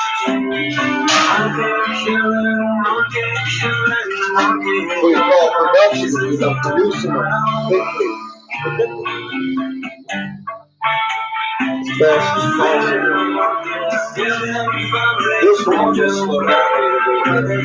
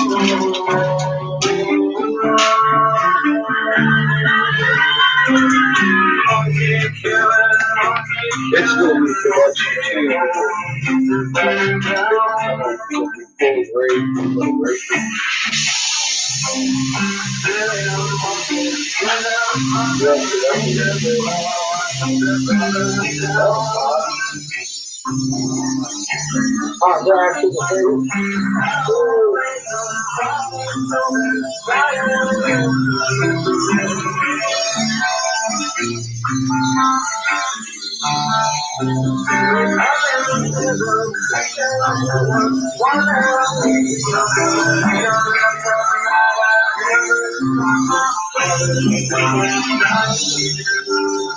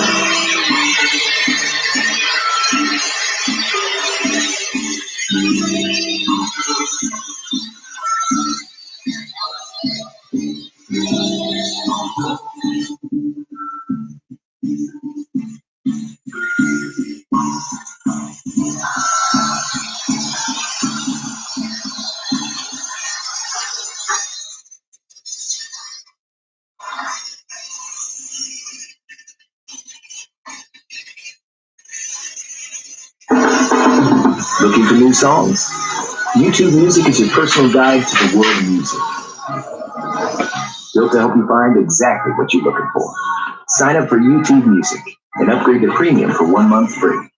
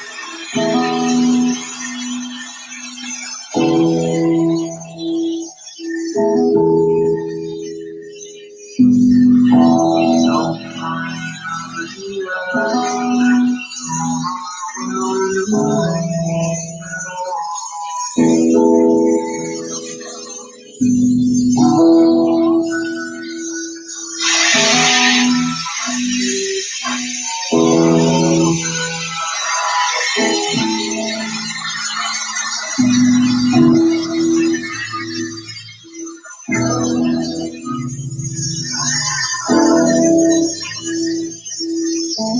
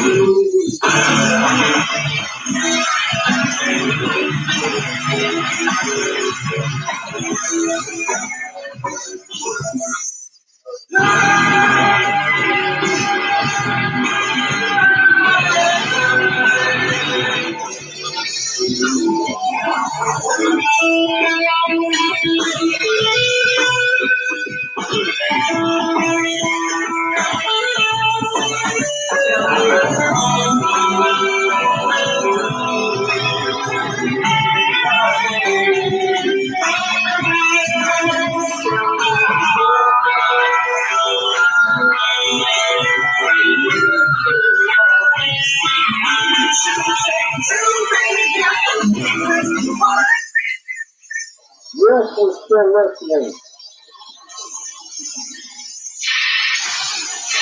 I jumped your head, didn't you?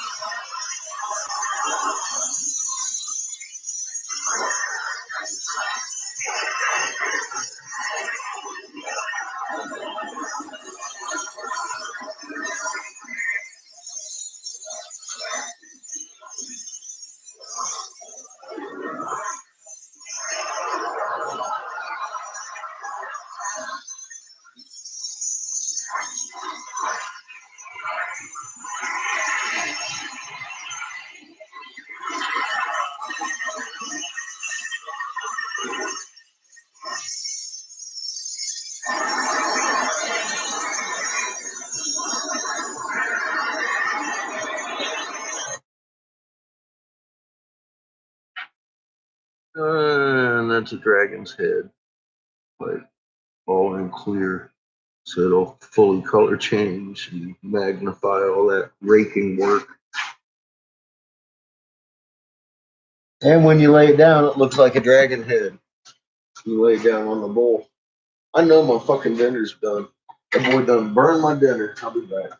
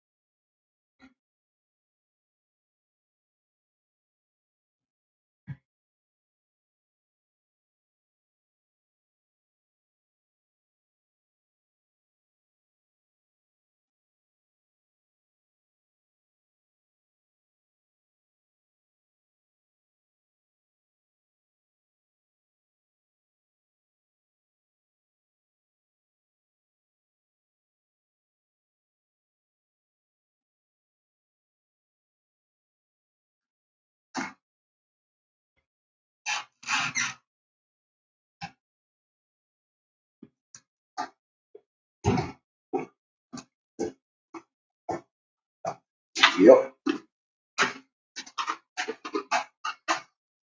He hadn't even put the sauce in the fucking Joe's yet.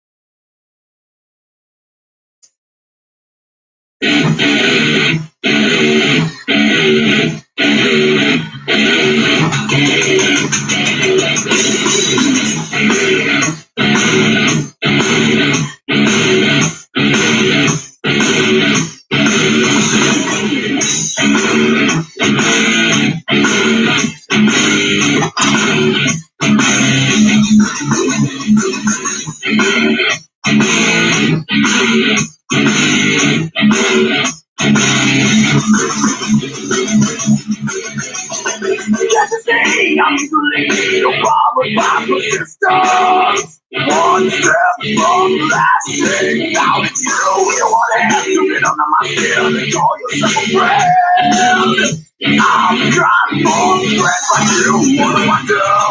If there goes nothing anymore. What takes who I am, where I've been alone. You can't be something you're not. Be yourself, find yourself, stay away from me. All lesson learned in life. No tongues on God on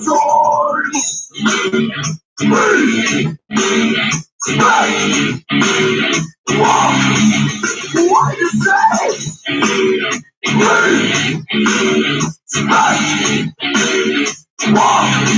Are you talking to me? Are you talking to me?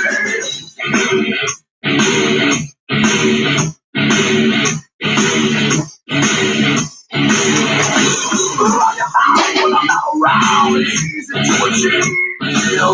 You try to be friends and sympathize. Try to heal violin. Play your song. Don't say friends, tell me to everyone. If there knows that anymore. What it takes, who I am, where I've been alone. You can't be something you're not. Be yourself, by yourself, stay away from me. All lesson learned in life. No from lost door on door.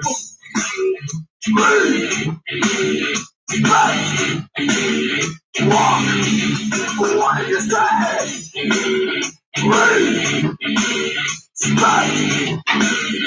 Walk, are you talking to me?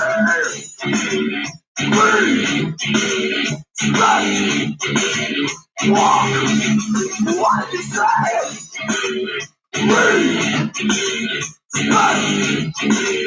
Walk, are you talking to me? Are you talking to me? No way.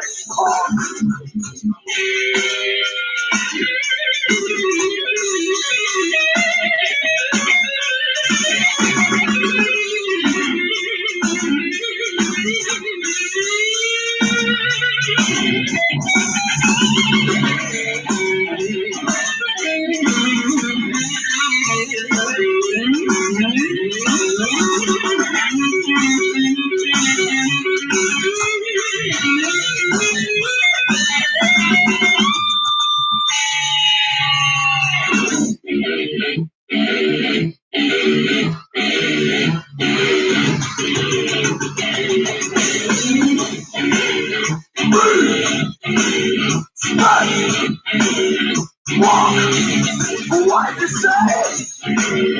Walk,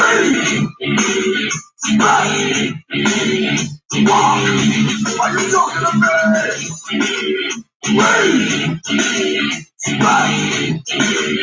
Walk, what did you say?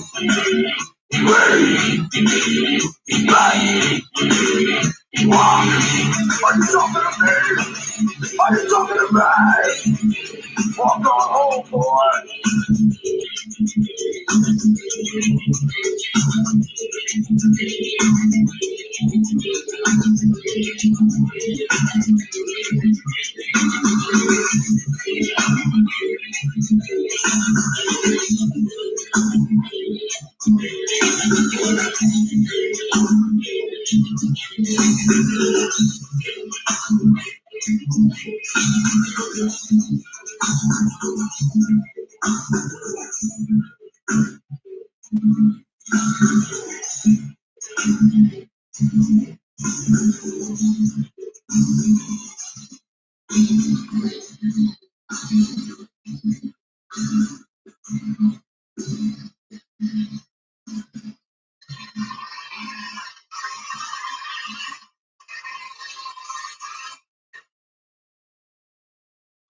Thank you. And this is Heaven and Hell.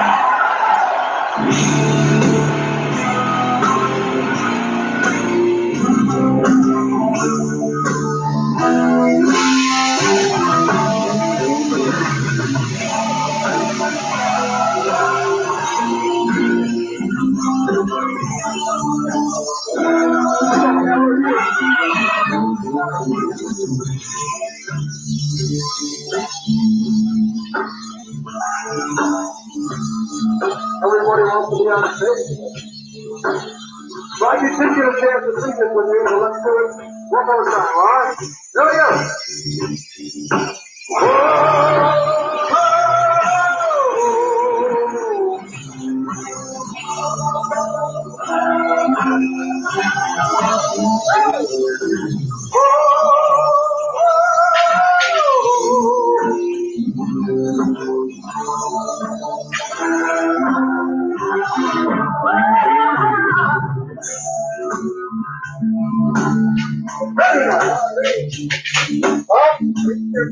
Oh, okay. Are you sure?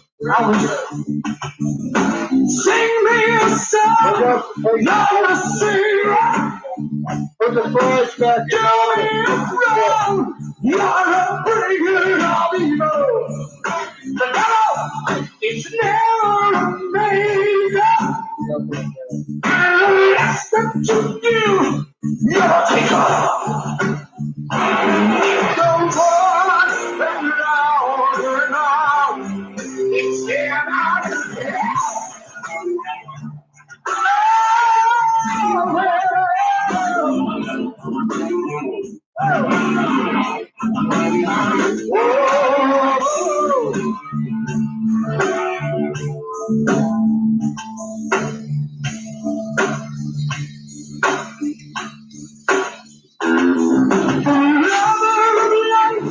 Not to sit up, and the ending is just the beginning.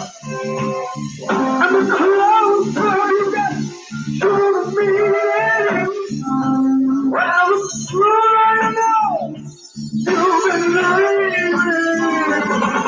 And time running on and on. It goes on and on. It goes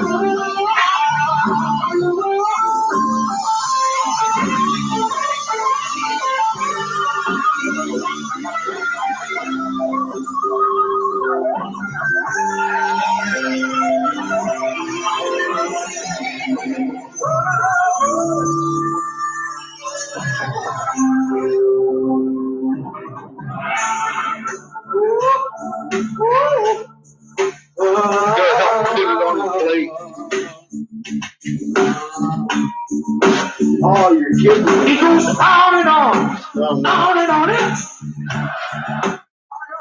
got about 5 pounds of propane left. I thought I was smelling stink, but I didn't. I thought I had more than that. I'm gonna cut these off and cut it off. Shit.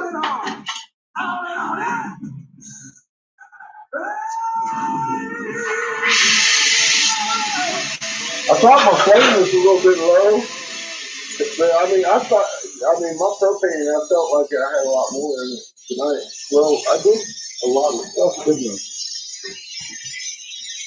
I did kind of do a lot of stuff, didn't I? But I gotta finish this shit.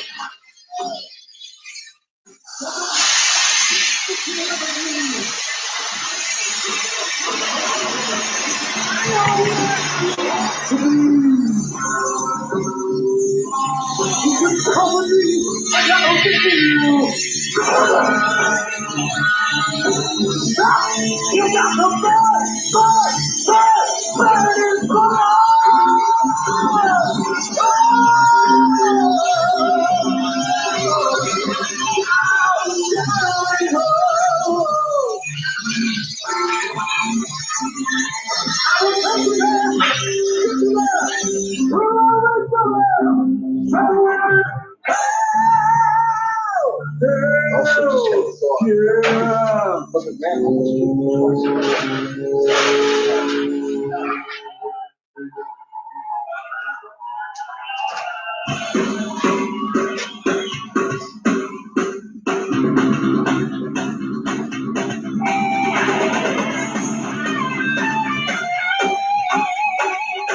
Arkansas Valley Co-op.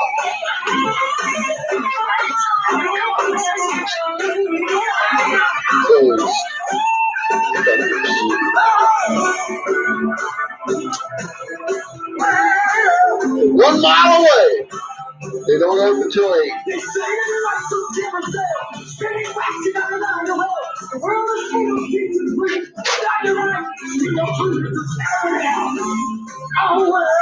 Yeah, I'm going for tonight.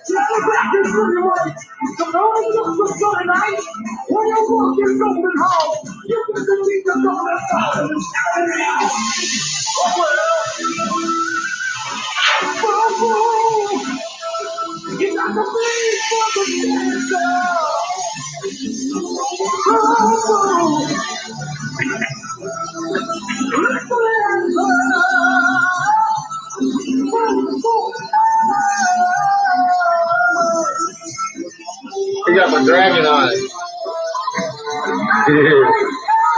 Super good.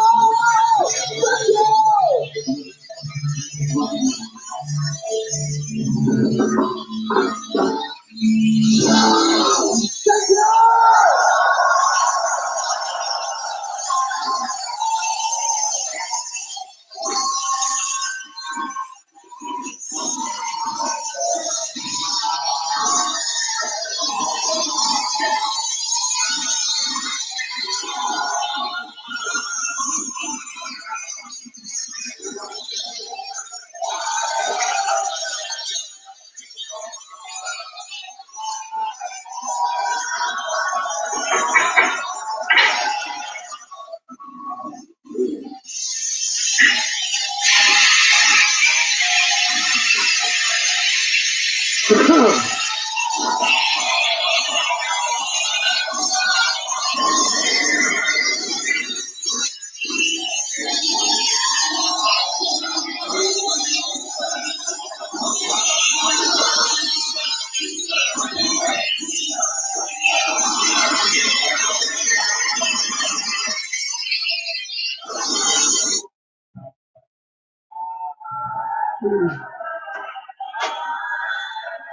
that's yeah, they even climbing back when I'm low on the low plane.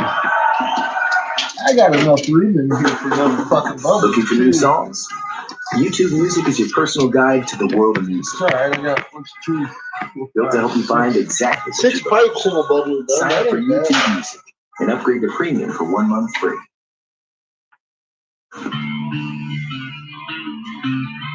Not bad. I don't have to turn off the propane tonight. Well, I'm calling it a night. Damn it. I'm going to go upstairs, eat dinner, and take a shower. Go to bed early. Holy fuck. Y'all have a good night. It was meant to be. It was meant to be. I didn't even bring my coffee down here. Did I? It's still in the thermos. I ain't drinking it. Y'all have a good night. Keep it light. Heart going on. Fuck. I gotta get propane early. We'll be at it early tomorrow. I was gonna work.